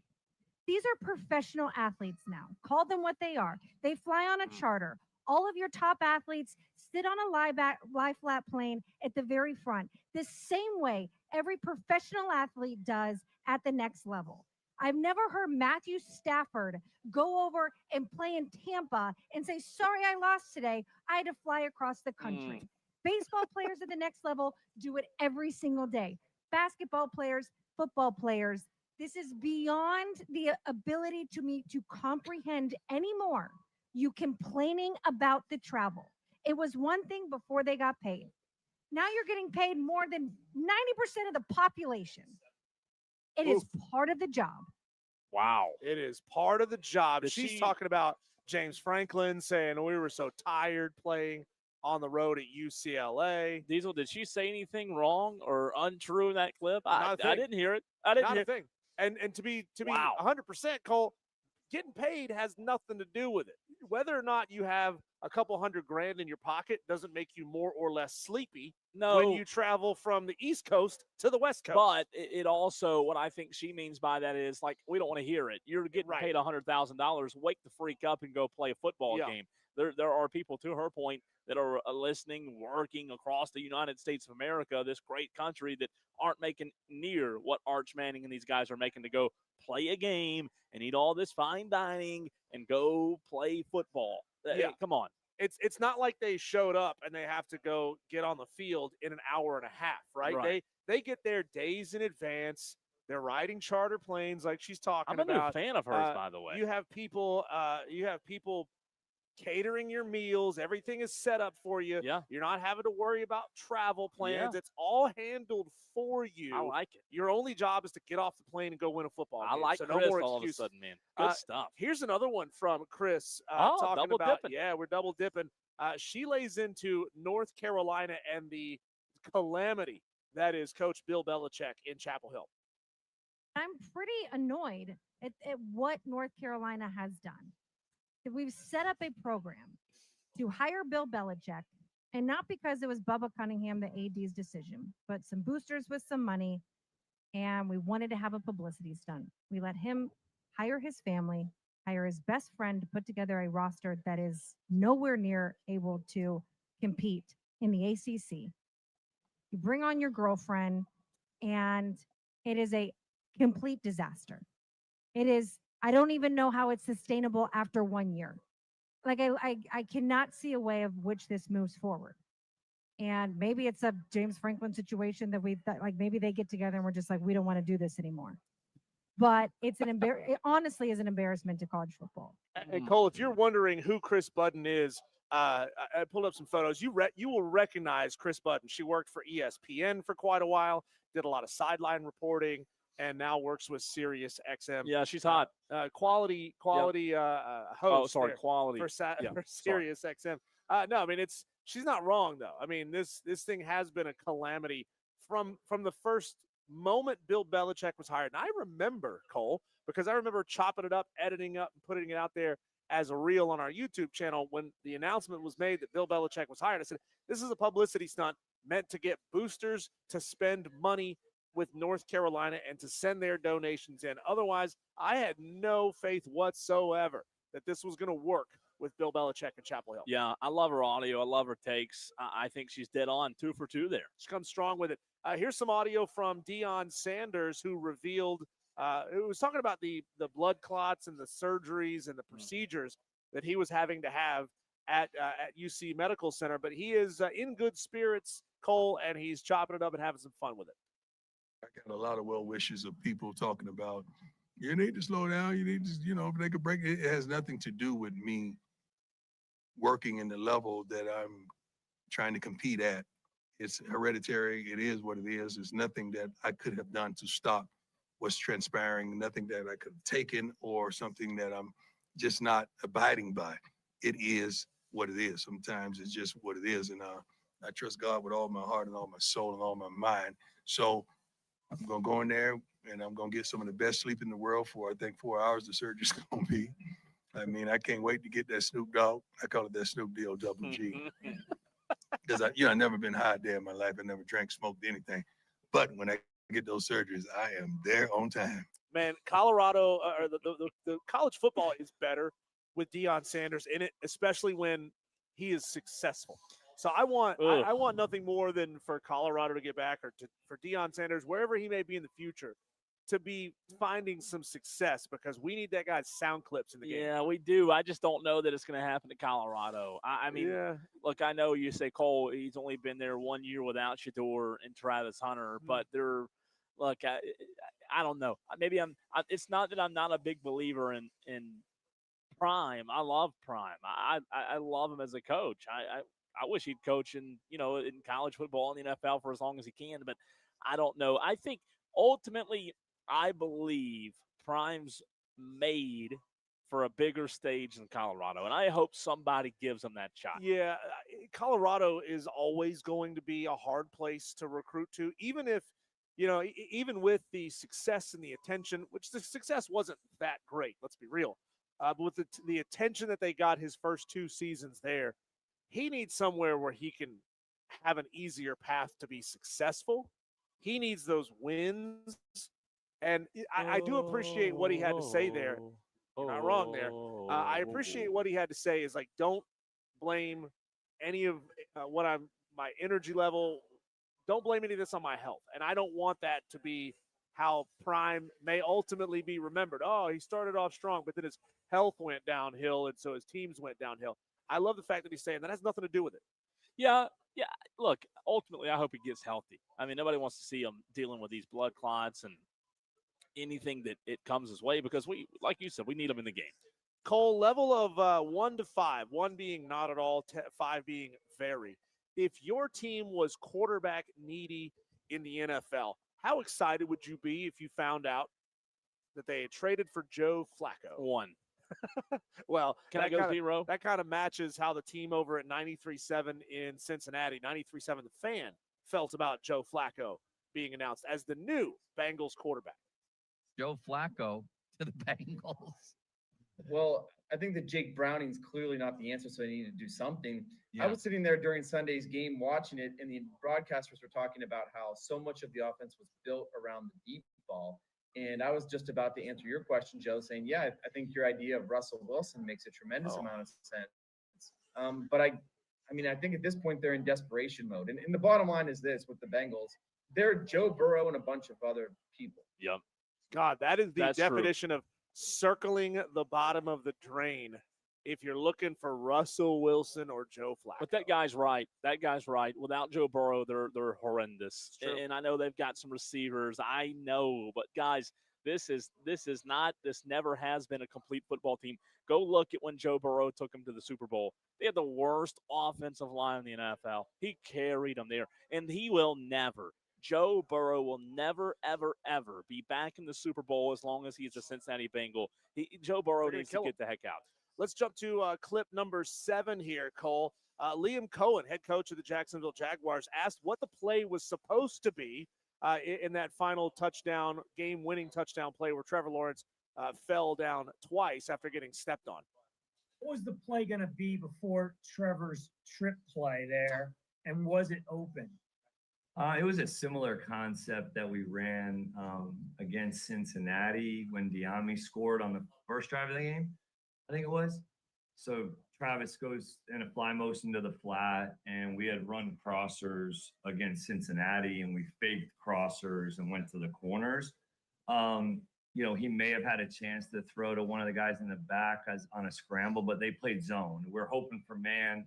They played 3 deep, which kind of they had been doing. We were hoping for man or zero, which, that was kind of been his identity in some ways. He played cover 3. It might have been a chance to find one of the guys in the back of the end zones or just throw it away and play the next snap. But, he trips twice, literally. Yep. So, twice. And I feel like they kind of lost him, right? Like, it's almost like what happened when he goes down and they don't see him and he goes out the back door, just makes an unbelievable play. And so, but it's really that you want to finish that game with a well-executed play, right? That's what you want as a coach. But as a player or for us moving forward to know, well, shoot, yeah, that was wild, but at least he took it in his own hands. Sure.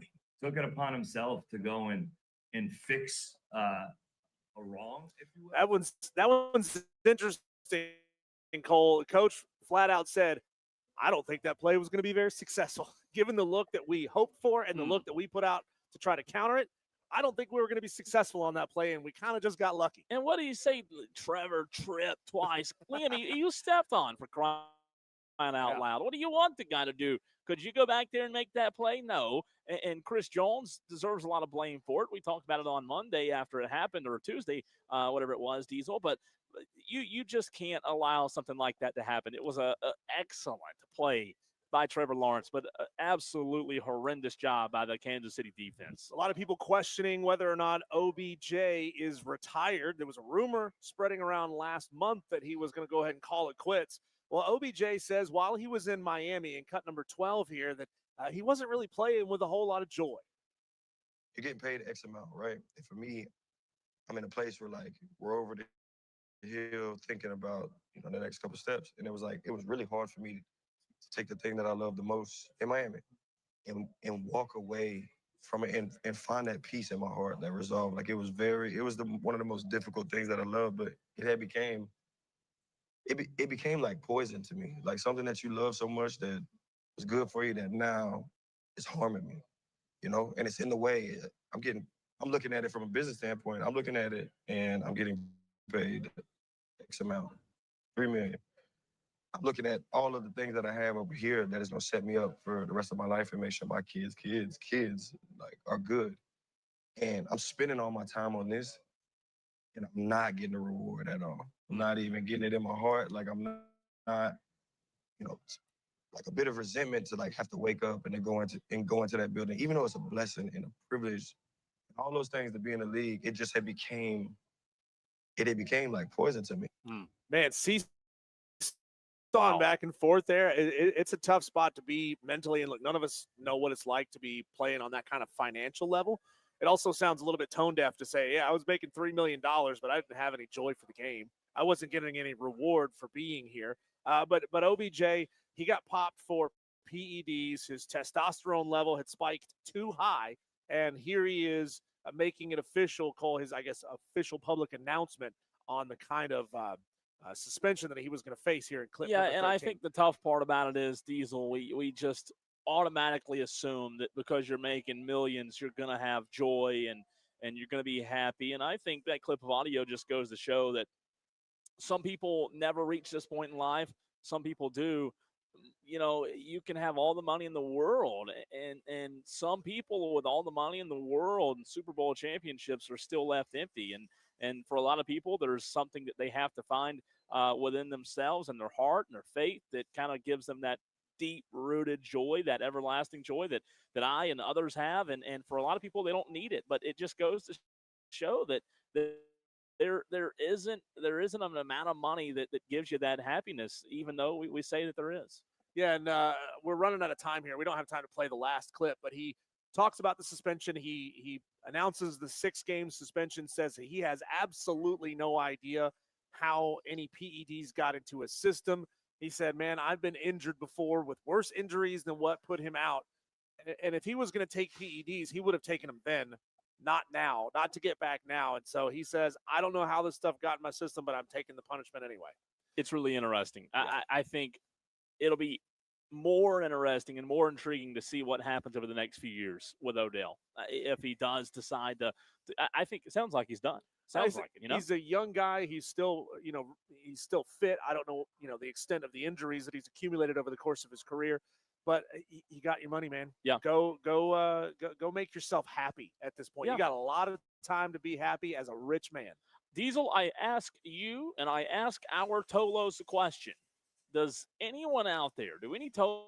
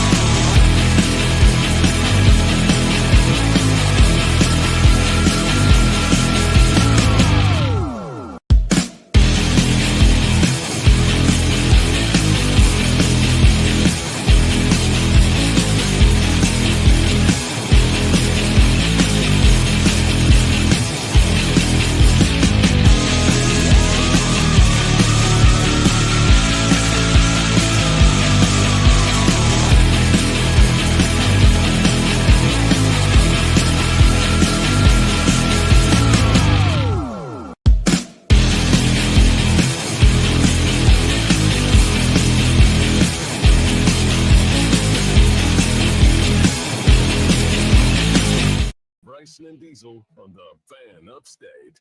Well, I asked the question, Diesel, if any Tolos knew who was coming to Spartanburg. I guess not. Santa?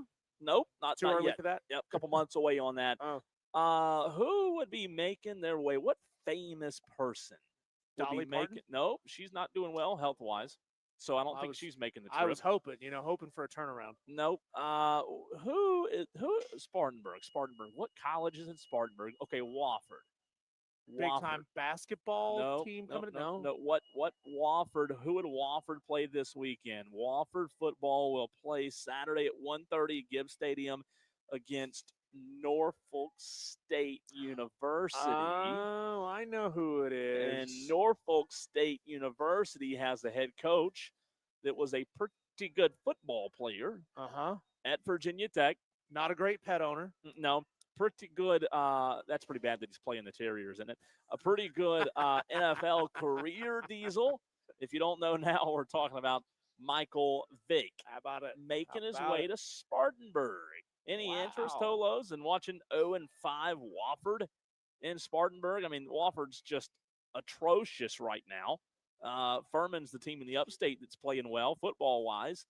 Wofford's not. So Michael Vick making the trip to Gibbs Stadium on Saturday. Hey, that might be a good reason to buy a ticket and go. Just to see Michael Vick. Yeah. I wonder, serious question, if fans are going to those games, Diesel, Norfolk State games, to try to get Michael Vick autographs.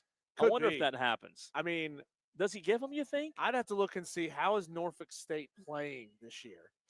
Because they were already being talked about, or Michael Vick was already being talked about as a potential candidate to take over the Virginia Tech job. He's 1-5.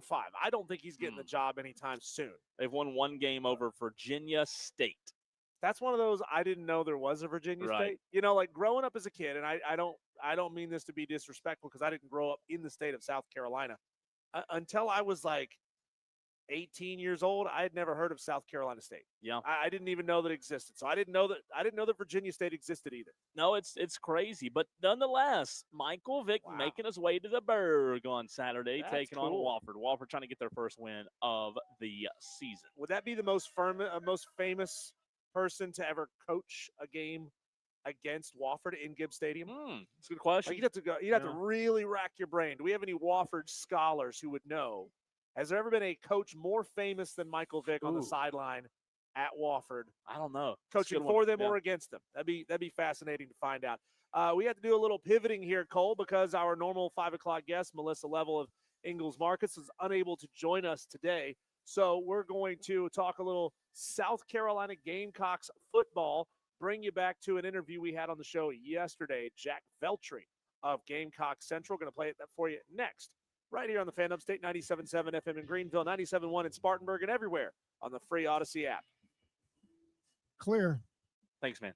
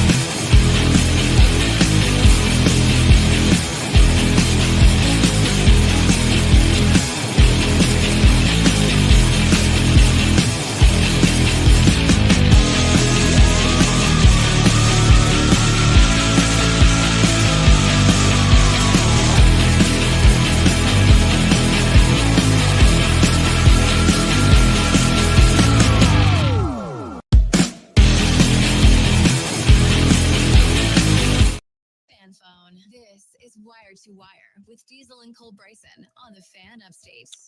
Every single Wednesday at this time, we are joined by Bill Bender of the Sporting News right here on the Fan Upstate. Talk a little college football. Tolos, if you have a question for Bill Bender related to college football, you can get it in on the Hub City Spartanburgers text line 844-326-3663. Bill, as always, appreciate you hopping on the show with us. Want to throw you a wacky one to start.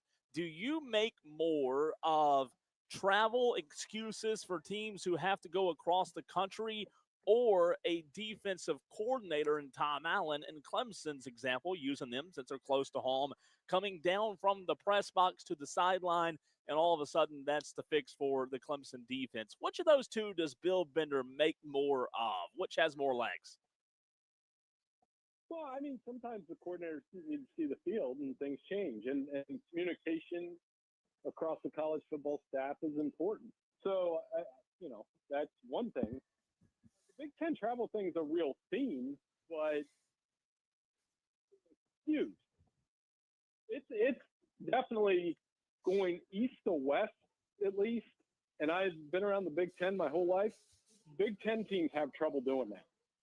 I've had trouble doing it for my entire life, but the why?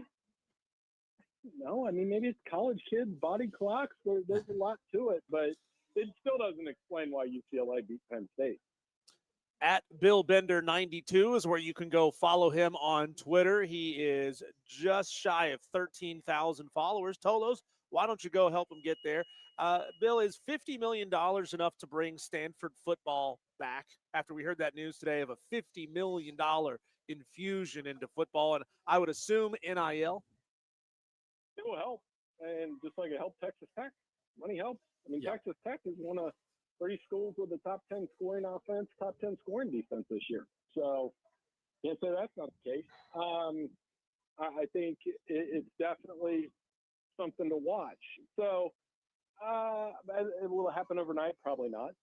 But certainly will help. And we live in this wide open world where, to me, NIL's helped Indiana. Indiana's in the top 10 matchup this week. If you had told me 5 years ago Indiana and Oregon are going to be playing in the highest ranked Big Ten matchup on Saturday, and it's going to be arguably better than USC Michigan, I'd be like, what are we doing? But that's the new world we live in, and there's going to be more stories like this. Bill, I want to get your thoughts on reports that are starting to trickle their way into the news cycle about Bill Belichick discussing buyout options with North Carolina's hierarchy. Belichick has signaled a willingness to trigger his own $1 million buyout if he can find a soft landing with another team or in the media, according to sources like Ali Connolly of, on Twitter, of Read Optional. So I don't know if you're hearing any actual legs to this. We saw a report earlier on Twitter from a credible news source, but your thoughts on this, and if you think this is something that's actually credible. I mean, there's enough people reporting it that there's a little bit of smoke, and I'm going to go write about it as soon as we're off the phone here. So I would say, yes, there's some smoke to it. It's been a disaster. And let's just write my column right here on the air. Let's do it. Let's go. Let's do it right now. It's been a disaster. There's no question. There's been other ones. Spurrier comes to mind for me. I'm a little bit older, but Steve Spurrier with the Washington Commanders. Guys that go one way and the other, NFL to college, college to NFL, there's plenty of disaster stories. I don't think it affects his overall legacy all that much because he still won all those Super Bowls and on the NFL side, but it'll be looked at as a coaching fail. I think what separates it is the circus factor behind it. That in less than, we're only on week 7, and they went from like standalone Labor Day night game to coach fired. It's mind-boggling in a lot of ways. Bill, what do you think becomes of this brand new NIL violations tip line? It's all anonymous, but are we going to see any real violations being reported in this thing? Is this going to be must-watch TV, so to speak, or are we still going to kind of go by that mutually assured destruction? If you tip them off about me, I'll tip him off about you, and we're all going down together? It's going to be exhausting, honestly, because that's like I kind of wish I'm one of those guys that kind of longs for the old days of cheating, where they just the bag man and all that kind of Yes, stuff. me and too. You'd hear rumors like, "Hey, so and so was around the campus doing this," and I miss those days. But I'm glad that, and I say that in jest. Yeah, because yeah, we I'm agree glad with that- you. You know what I mean? Like, I'm glad we're getting name and images like this. I don't think the intent of NIL is what it's being executed as, but we're just getting one. I think student athletes probably should be salary employees of the university anyway. Yeah, we've talked about that. Bill, let me ask you, continuing the gambling conversation, news earlier that Diesel and I discussed on the show about college athletes now being able to gamble on professional sports. Your thoughts on that? It's fine. You got to walk that tightrope with college athletic stuff. And I think the penalties will be harsh. I mean, I'm trying to think of when I was in college. I wasn't a student athlete. I did I guess the one that gets me is are the NCAA basketball pools bad? Because we all I filled those things out when I was in 8th grade. Yeah. So that's on the line. But as long as you're not on these betting apps and wagering, I think NFL, NBA, MLB, that's fine. But you're walking a slippery slope here, especially with college athletes. I mean, I don't know how you police the NFL part. I do think there should be punishments if they're betting on, a college football player betting on college football games. That can't happen. So let me ask you a follow-up to that, Bill. What if I go on Prize Picks and I'm a student athlete and I have a 4-leg parlay that involves a college receiver more or less on a receptions total? I mean, how are they? I guess my concern and question is, how are they going to be able to really police it? Well, they're not going to be able to completely, but if they find you and if you're a college football player who bet on some guy to catch 5.5 catches in a game, then you probably should be punished. I mean, if it's in the rule book. Now, if you bet on, I'm blanking, Jamar Chase, hopefully he doesn't have 5.5 catches on Sunday, but if you bet on that, it's fun. I'm not a huge fan of player props anyway. I do think some of this gambling, and we've had some players busted. Great example is the Fernando Mendoza safety. It just opens you up to scrutiny that wasn't there before. Whether or not that was the right play. And then he mentions it in the press conference afterward in a joking fashion. That's going to be monitored a little tighter now, I think, within college football.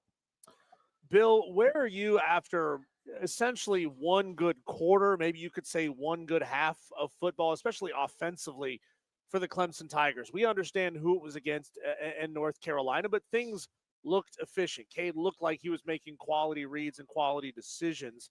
The game was kind of over about 10 minutes into that game, but where do you stand now that we've actually seen this Clemson offense look the way we expected it to look preseason?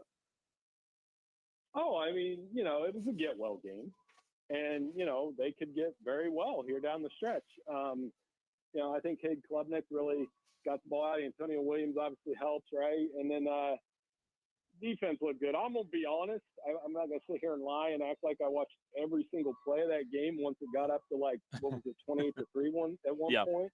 You guys got relegated from TV2 to occasionally flip over. But Cade Klubnik certainly played well early. I'm trying to think what 2 games I had on in the early window after that. I definitely had, although you guys probably fall asleep watching Michigan-Washington. I had Michigan-Washington or Michigan-Wisconsin. And then I had Georgia-Kentucky on. That was the game. I wanted to get a little bit longer look at the Bulldogs.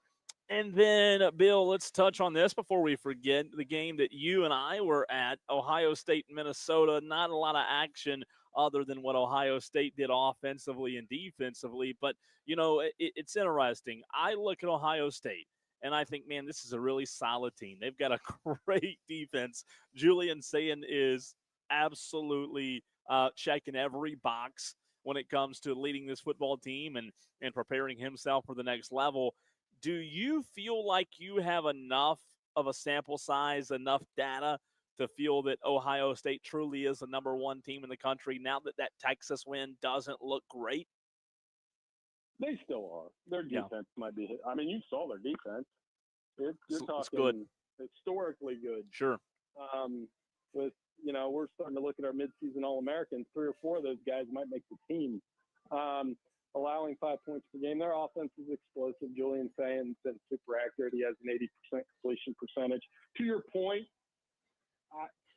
at the time, that Texas win was pretty significant. It was. And they still play Penn State, who I think will show up with their backs against the wall when they come to Columbus. They still play Michigan, and that'll have their full attention. And they may even do a 12-0 versus Oregon. So both of those games will be good. I think this is a really good Ohio State team. They've separated a little bit. Like an Oregon or a Miami or an Alabama can't beat them. Bill, at the risk of maybe taking an elbow from my co-host here next to me, Cole was trash talking the Ohio State environment yesterday on the show. He said it was not all that and a bag of potato chips. I know he's born and raised here in the South, experiencing SEC and Clemson football. He said that that Ohio State environment wasn't quite it. What's your response to that? I mean, that's been on topic of conversation up here. There's no doubt. I've been to, the environment. I would say consider the environment for the game that it was. Sure. If 100%. you come to now I would say SEC environments that matter maybe a little more consistent with that, though. It doesn't matter who you guys are riled up all the time. But, it's hard to get. I always tell people this. Big night games in Big Ten country are supposed to be special occasions. Ohio State didn't start playing night games till like 1990, something like that. And Minnesota's not a special occasion to watch them go out. They knew they were going to win, and that's probably how the crowd was reacting. Now you come up here for a Penn State game or a Michigan game. The Texas game was one of the best day game environments I've ever been around across any sport, like across any stadium. But I understand, like, you saying that doesn't knock me off my chair, because I've heard this discussion before. And for the record, I so much enjoyed it. I did so much enjoy it. And Diesel made it a little bit more dramatic than it actually was. I enjoyed the heck out of it. I just think ultimately, you said it, the environment itself, it is a little bit different. And the only question that matters is who consumed more Donato's pizza, you or I? Yeah, you probably won last weekend. I'm trying to think. I was around off the couch working last weekend. So, you got to that afternoon slate where it was fun. I'm trying to think what we ate. I can't even remember. No Donatos? No, you know what? Both kids were at homecoming. So okay. I was on my own at that point. Yeah. So I don't, and you guys have been there. You know what happens. When you're on your own, you kind of scavenge and find anything you can find. Bill, we spent some time yesterday trying to decide if we could pick out more than maybe 2 surefire first-round quarterback draft picks this year in college football. Guys that we expect will probably come out. The popular names before the season, some of them are not playing as well as they could. And, you got some guys who are really showing out based on which metrics you look at, but you say, well, are they really going to be attractive to NFL scouts? So can you go down a list of maybe a few that you think are surefire first-round draft picks based on the way you've seen them play this year? Coming into this upcoming draft? Yes. Reuben Bain. And then on the other side, Francis Mauigoa. The 2 Miami guys. Those guys are first round. I love Reuben Bain. Completely disruptive. And I think going into, I didn't look at how many he had against Florida State. Going into the Florida State game, he had like 15 quarterback hurries. He needs a Green Bay jersey as soon as possible. I think those guys are one. Jeremiah Smith obviously waiting a year, but that's going to happen. I think Carnell Tate could be a first rounder. You guys, cool. You saw him last weekend, right? Carnell Tate is a number 2. How many teams would he be a number 1 for? I think that's a receiver you got to look at. And then I always trust the factory, right? Like, look how many Ohio State receivers are dominating on a Sunday. So I think Carnell Tate's probably one of those guys. Sorry, Bill, I may not have asked that question, well enough. I was talking about quarterbacks. How many first-round lock quarterbacks do you see? That's my bad. Oh, none. Oh, wow. That's the problem, right? Like, let's run it down. Let's play it that way. And I'm sorry I didn't answer that question correctly, but that's my Arcade Klubnik, Drew Aller, or Luke Altmaier. If your team drafts them in the first round, are you through the moon as an NFL franchise? No. Lenore Sellers, I don't know that he's a sure thing. Right. Cade Klubnik, if he goes on the run that I think he's going to go on the run, he could probably work into that conversation. I don't think it's a strong year for this quarterback class. I do think there's hope. There's a couple to keep an eye on, Fernando Mendoza and here, who got a hand injury. I think he's going to generate some interest, but I don't think anybody's a lock. It's not like last year where we were kind of like, yeah, Cam Ward's the guy. I mean, look at, and case in point on this, guys, is look at what's going on with Arch Manning. Yeah. So let's go there since you brought up Arch, Bill. When you talk about Arch Manning, Texas, a 2-loss team, we had this conversation earlier in the show, and an NIL valuation came up in the conversation, as you can imagine it doing so when it comes to Arch Manning, because I believe he still has the highest NIL valuation in the country. Does his NIL valuation have sway in terms of, if let's just say if Florida got him this weekend and Arch Manning's not good, couple of turnovers, does NIL valuation, what that guy's making, dictate whether or not he potentially were to, I'm going to say it, get benched? I'm thinking like a long pause to. So Arch, his name was like Arch Chad Powers or something. Like, are we having a different conversation? Yeah. I think we are. I think Arch is having some issues. He hasn't played well. That's number one. The offensive line hasn't been great. That's number two. They play Oklahoma here. But here's my point about Arch. I think, in the phrase I've used, and I could use it about DJ Lagway, I could use it about Cade Klubnik, honestly, is kind of a victim of our creation.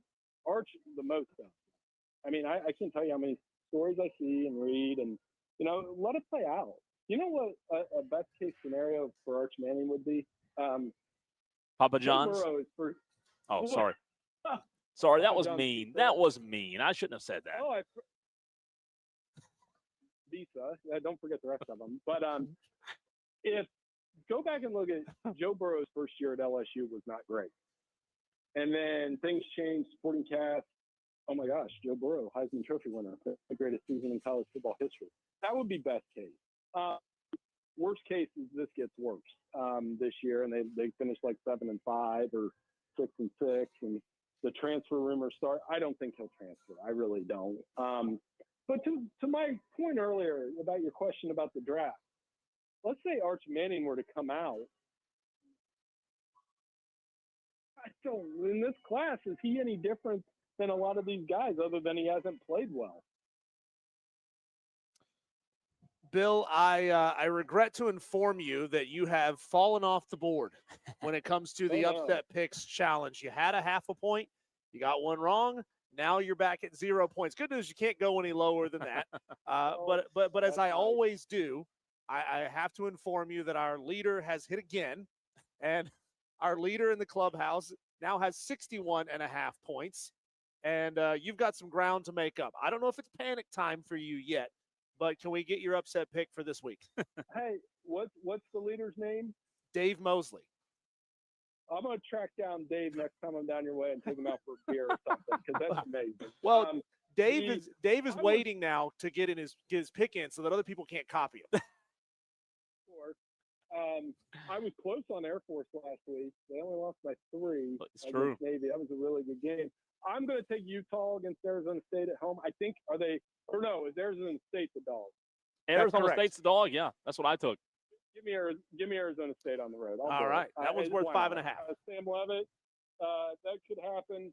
a little bit of a hedge because I actually like Utah in that game, but I'm gonna take a little swing there. And like I said, that's an incredible track record. I am covering on these upset picks. I'm just not hitting them. Right. Yeah, it's tougher. It's Moral easier. victory. That's right. Moral victories, Bill. It's easier said than done.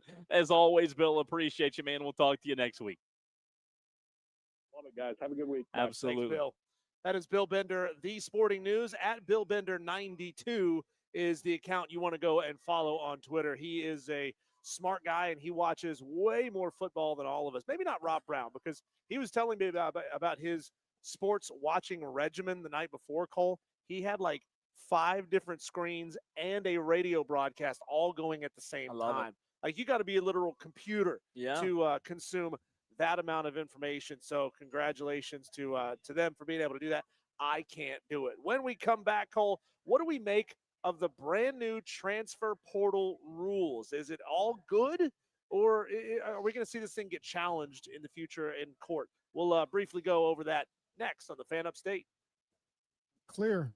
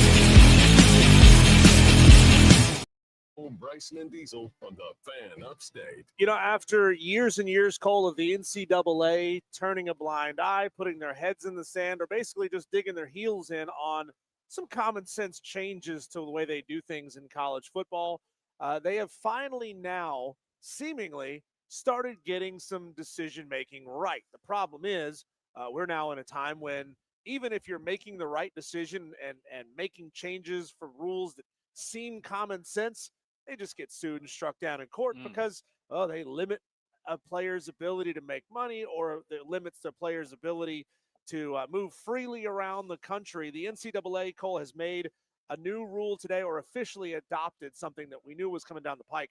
They've adopted the January 2nd through 16th transfer portal window for FBS and FCS football. That opens one day after the college football playoff quarterfinals conclude, and players competing in the national championship game will have 5 more days through January 19th. But on top of that, Cole, they have now decided that they are removing the 15-day transfer portal window after your coach gets fired, and they are changing it to a 15-day transfer portal window once your new head coach is announced.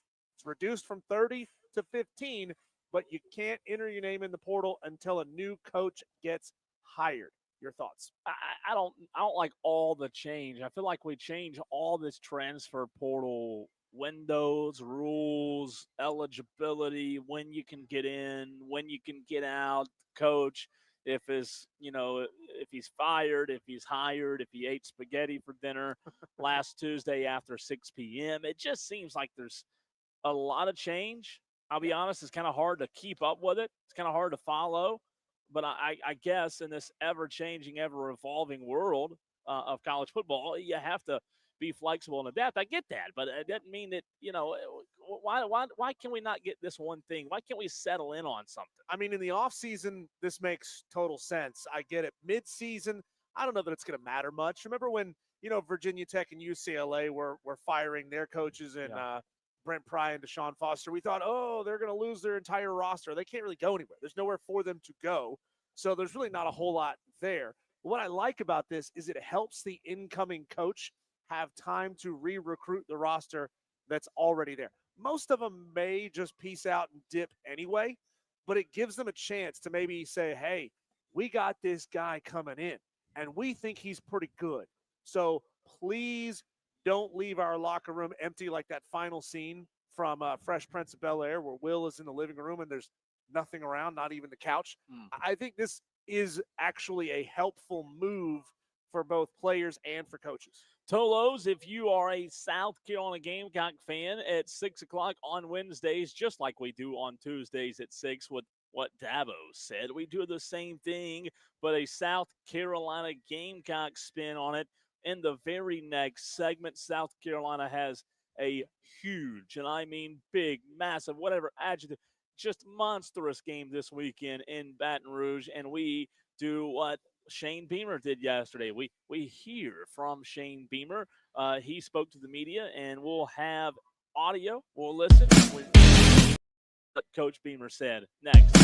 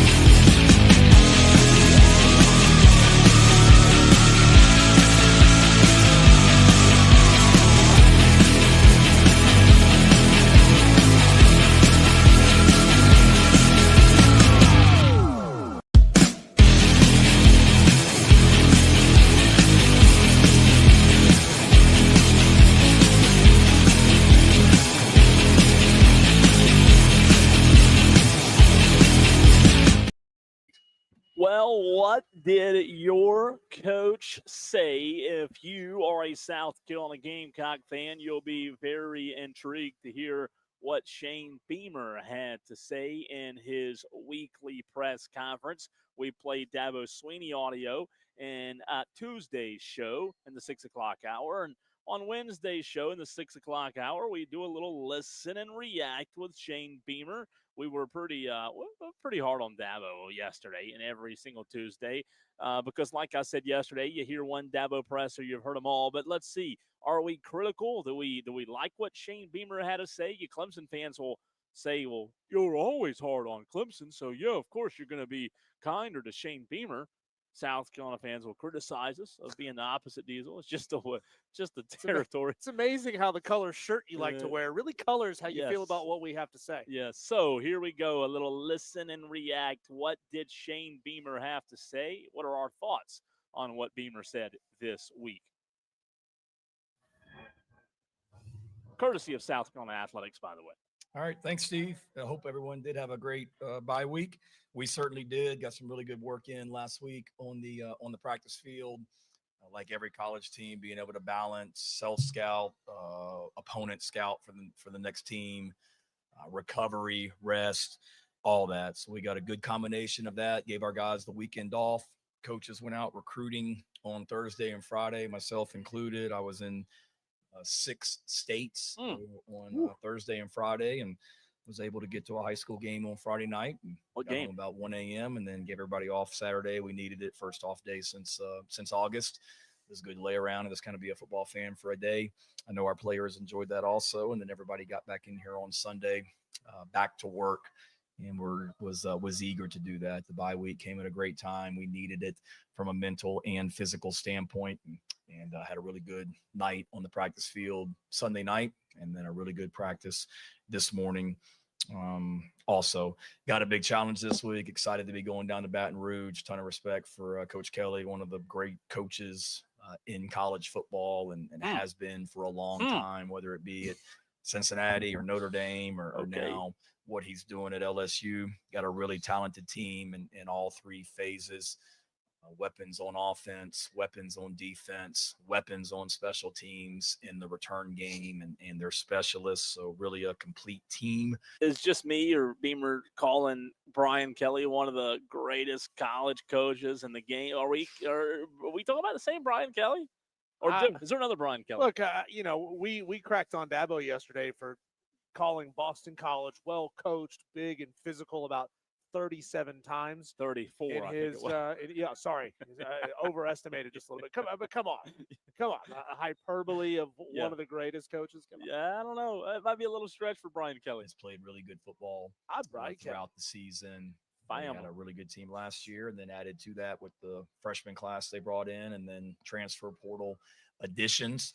So really, really talented group, and it's what life in the SEC is. But our guys are excited to get down to Baton Rouge, one of the great venues in college football, on Saturday night. I know it'll be loud and electric and rocking in there, and we've got to prepare well this week in practice to be able to go perform well on Saturday night. But excited about the group we're taking down there, and looking forward to the challenge of going down there. Questions? By the way, a very, very quick Diesel opening statement of 2 minutes. I like it. Quick opening statements, right? He's what in was Dabo's yesterday? Like 4.5 minutes. Yeah, almost 5 minutes. To quote the dude, he's into the whole brevity thing, and I like that about Shane Beamer. Do you think if you were a college coach, you would have long opening statements, or you think they'd be like Brent Keyes was against Clemson? We're excited, big challenge. Questions? I think Brent Keyes' employers told him, "Hey, we're gonna have to pay you by the word." Yeah. So he said, "Let me be quiet." Yeah, here. I think you're right on that. All right, questions. What was asked? What is our buddy Jack Veltri? Any juicy questions? Let's see. Shane, in your opinion, what is a balanced offense? The ability to run and throw both when needed. Meaning you can run the ball. Is it 50-50? No. Some weeks defenses are going to say we're going to put 9 guys up there, and you've got to be able to throw the ball and make plays. And you've got to be able to throw it. There's going to be teams that say we're going to rush 3 and drop 8, or play a too high structure with two deep safeties and dare you to run it, and you've got to be able to run it. So I think every week is different, David. It's not 50-50 to me. It's the ability to run when you need to run and throw when you need to throw. I like that. It's interesting that David Cloninger of the Post and Courier went right to balanced offense, Diesel, with that very first question to Shane Beamer. And I like this answer. I will say a lot of people think balanced offense and think what Beamer said 50-50, but South Carolina, I think it has more to do with complementary football of each other and being able to allow one of the two to open up the other, and I don't think that's what you've gotten out of South Carolina's offense in the first few weeks, especially in the run game. I know Lenoris before the bye week was a little bit better with his legs, but that's interesting. First question out of the get-go about what is a balanced offense. Yeah, I mean, look, you have to be able to find success at whatever the defense is giving you. If the defense is giving you short passes, you have to be able to throw the ball short. If the defense is giving you over the top, you have to be able to throw over the top. If the defense is giving you inside, outside, you have to be able to do that. And I appreciate him not saying it means being stubborn and running 50-50 pass plays and run plays. No, it's being able to find success at whatever the defense is going to be giving you, showing or having proficiency at whatever the defense is giving you. Next question from Shane Beamer. Coach, how are you preparing to simulate the noise of what Death Valley brings for your players to kind of tune in? Ooh, did you know that we're throwing out Death Valley to Shane Beamer because we're trying to take shots, right? That's what we're doing here. We're taking shots. Are we taking shots or no? Am I reading too much into that? The real Death Valley, is that what he said there? No, he didn't say that. Fascinating. I'm sorry. I'll quit. Game coming up. Yeah, starts in practice. We're, doing some crowd noise things in practice, which we always do when we go on the road, and did it when we went to Missouri and did it today, and we'll do it tomorrow and Thursday in practice, just trying to, simulate crowd noise. But, you can't simulate 100,000+ probably heavily intoxicated Louisianans down there, and which is going to be awesome. I mean, that's what you want to coach in those environments. But I would say the same thing that, Coach Kelly said about coming into Williams-Brice Stadium last year, which is a loud environment. Like, you can control the crowd with how you play. And that's what we need to focus on, is playing winning football offensively, defensively, and special teams, and being able to minimize the impact of that crowd. But, this isn't going into some, 40,000 seat stadium. This is one of the venues in all the college football. So we know it's going to be loud, and got to prepare that way during practice and then play well on Saturday night. Did Shane just cast aspersions on the fine folks of Louisiana, saying that all 100,000 of them are going to be heavily intoxicated? Yeah. I'm sure there's going to be some 6-year-olds in the crowd who have never had their first beer. I don't think that works that way in Louisiana. I think in Baton Rouge they are partaking, if you know what I mean. Yeah. Let's see. I shouldn't. I mean, he's right. I mean, they only take pride in winning the Rocco's Jello Shot Challenge. That's going to be by a lot. It's going to be a tough challenge. I do think crowd noise is a big part of it, but at the same time, you have the ability with your quarterback to create plays and deafen that pretty quickly. I'll be really interested to see how much Lenoris runs. More from Beamer. Coach, following David's question and following that Kentucky game, do you feel the offense is as balanced as you'd like it to be right now? No. I mean, it is what it is. We're not running the ball consistently enough right now, and we haven't been as effective running the ball as we need to be. We've done what we needed to do to win 3 games, and but we've got to be able to run it more consistently than what we have, and we've got to be able to throw it even more consistently than what we have. But I would say that with a lot of areas defensively that we got to be better, a lot of areas on special teams that we have to be better. But, certainly we've got to be more consistent offensively, staying on the field, sustaining drives, and that's running and throwing. LSU's defense vastly improved so far in the early part of this season. A lot of that has to do with how Harold Perkins is kind of deployed in a different ways. What's kind of the challenge like for you to try to account for a player like that who does kind of line up all over the place? Yeah, ton of respect for Blake Baker, their defensive coordinator. He does an awesome job. He did when he was at Miami and Missouri. We saw plenty of film when we played against Missouri my first couple of years, and now at LSU. And Perkins is a great player, and they do a great job with him. You know, he's most teams you play, they have a nickel or a Sam linebacker, meaning if you're, an 11 personnel, tight end, 3 receivers are probably going to play with 5 DBs, and your Sam linebacker is going to come off the field and they're going to play nickel, which is what we do with Jalen Kilgore. But then most teams have where if the team's in 12 personnel, meaning there you have 2 tight ends, a lot of teams are going to play base defense where they're going to have their true 3 linebackers and they're going to sub it in. We did that. We've done that in the past with some of our bigger linebackers. When Bam Scott was here, we did a little bit of that. They don't have to do that because Perkins is one of the rare guys that's a Sam and a nickel. And he can match up against tight ends and stay on the field in base defense. He can match up with receivers and stay on the field and be their nickel. But then they've got a multitude of other personnel groupings that they can utilize out there. And then he's just a really good player. He can run, he can cover, and then he's just got a great knack for.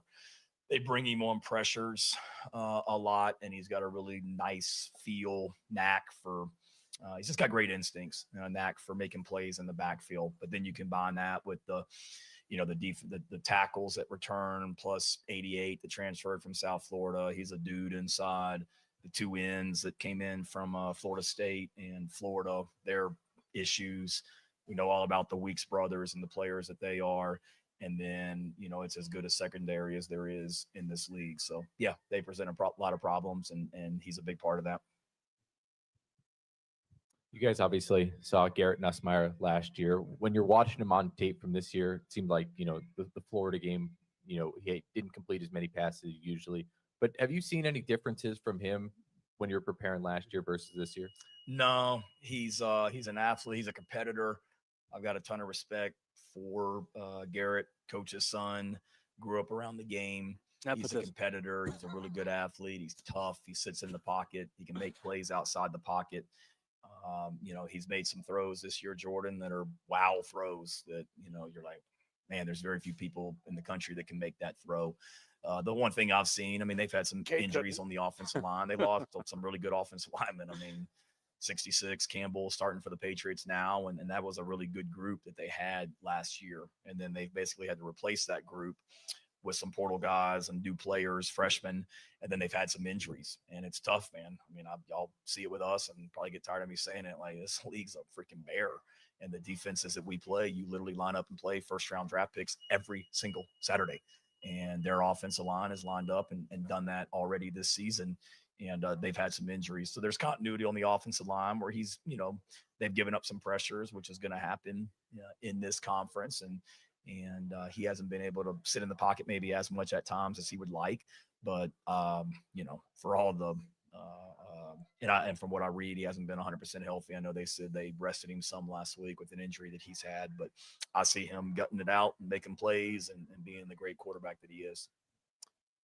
That's interesting, though. He's he's certainly very complimentary of Garrett Nussmeier. He understands that he's injured, but Shane, you need to. I would like to hear Shane say things like, "Well, we got a bunch of dudes on our team too. We got a bunch of dudes that are going to be starting in the NFL one day on our team too." So, our goal is to attack and to disrupt and make that guy look like not a future first-round draft pick. Yeah, ultimately. What did we say yesterday?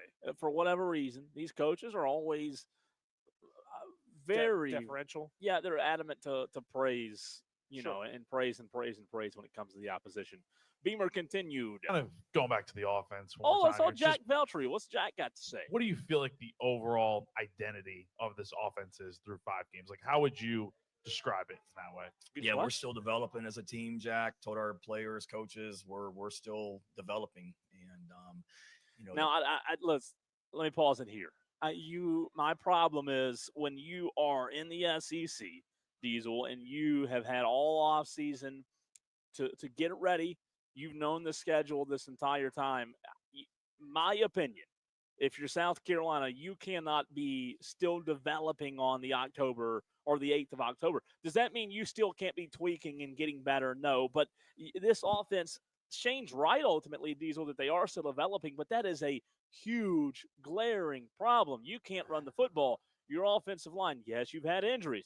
Your offensive line is still not good. Hey, they weren't good before they were injured. So I think Shane Beamer, just in that very answer, basically told all of us why the offense isn't where it needs to be. And the simple fact of the matter is they're not anywhere close to where they're supposed to be or where they were supposed to have been a month ago. Say we're not good enough.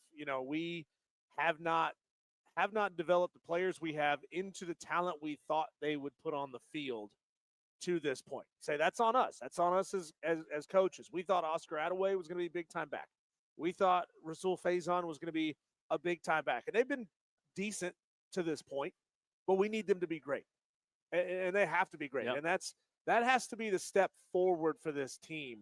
Like, you can't put it all on the Norris to do it with his legs. You can't put it all on him to get it to Nick Harbor and to Mazio Bennett. You got to figure out how to run the football in the SEC. And I know that it sounds like, duh, of course you've got to do that. But hey, that's why Shane Beamer gets paid millions and millions of dollars to figure it out. Brand and the identity that we play with. There were a lot of signs of that against Kentucky last Saturday night. And offensively, as I told you guys, to line up and run the ball 14 straight plays or 14 out of 15, that's a pretty strong freaking identity right there that we put on tape against Kentucky that we want to continue to put on tape. The ability to run the football and make explosives in the passing game. We've shown signs of that throughout the season with our big plays in the passing game, with our ability to finish the game like we did running the ball the other night offensively against Kentucky. We just haven't done it consistently enough. Defensive tackle being such a question mark coming into the season, how do you feel like those guys have performed this season? I guess particularly those first three guys you played most. Yeah, I feel like they've done a nice job. Really proud of Nick Barrett and the leader he's become and the plays that he's making on the field. He's really having a good year.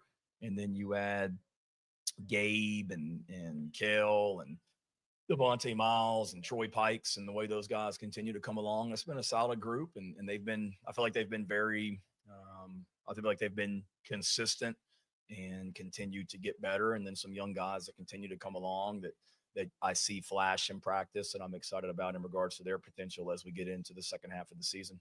So as we conclude Beamer's Audio Diesel, today's Wednesday. We're going to talk tomorrow and Friday about our thoughts on the Gamecocks. Right now, if you had to make your pick today, not asking you to make your pick, but where are you leaning? What does your gut tell you on South Carolina LSU Saturday night? The spread on this game is 9.5. Is that right? 9.5. LSU favorite by 9.5. Oh man, I think this LSU team is good, and I think they're going to win the game. I don't know that they're good enough to win and cover. I think South Carolina covers the spread, but LSU still wins. Maybe you're talking about a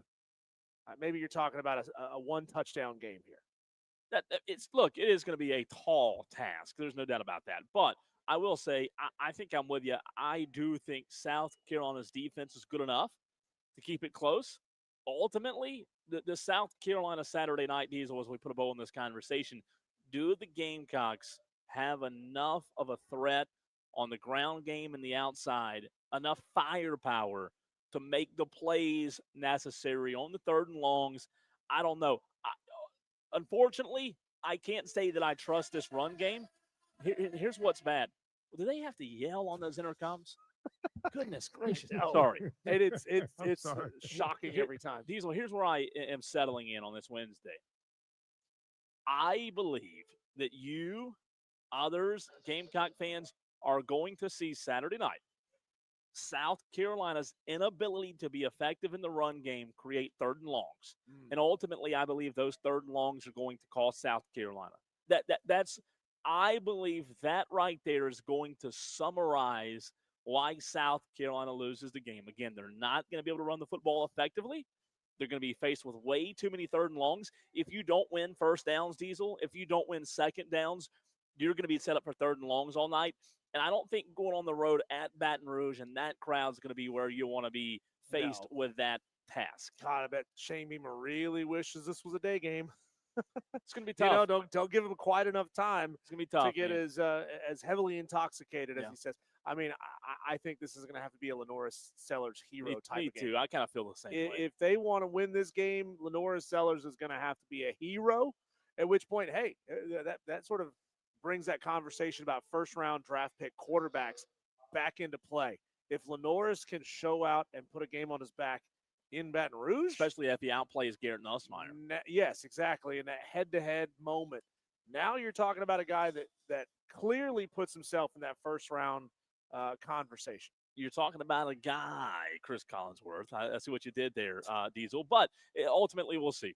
By the way, did confirm Gordy Rush, sideline reporter for LSU, who joined us with talk. Clemson LSU is joining us tomorrow on the show.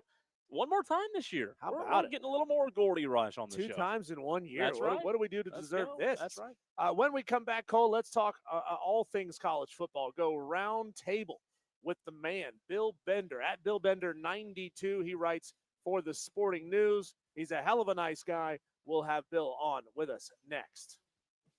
Clear.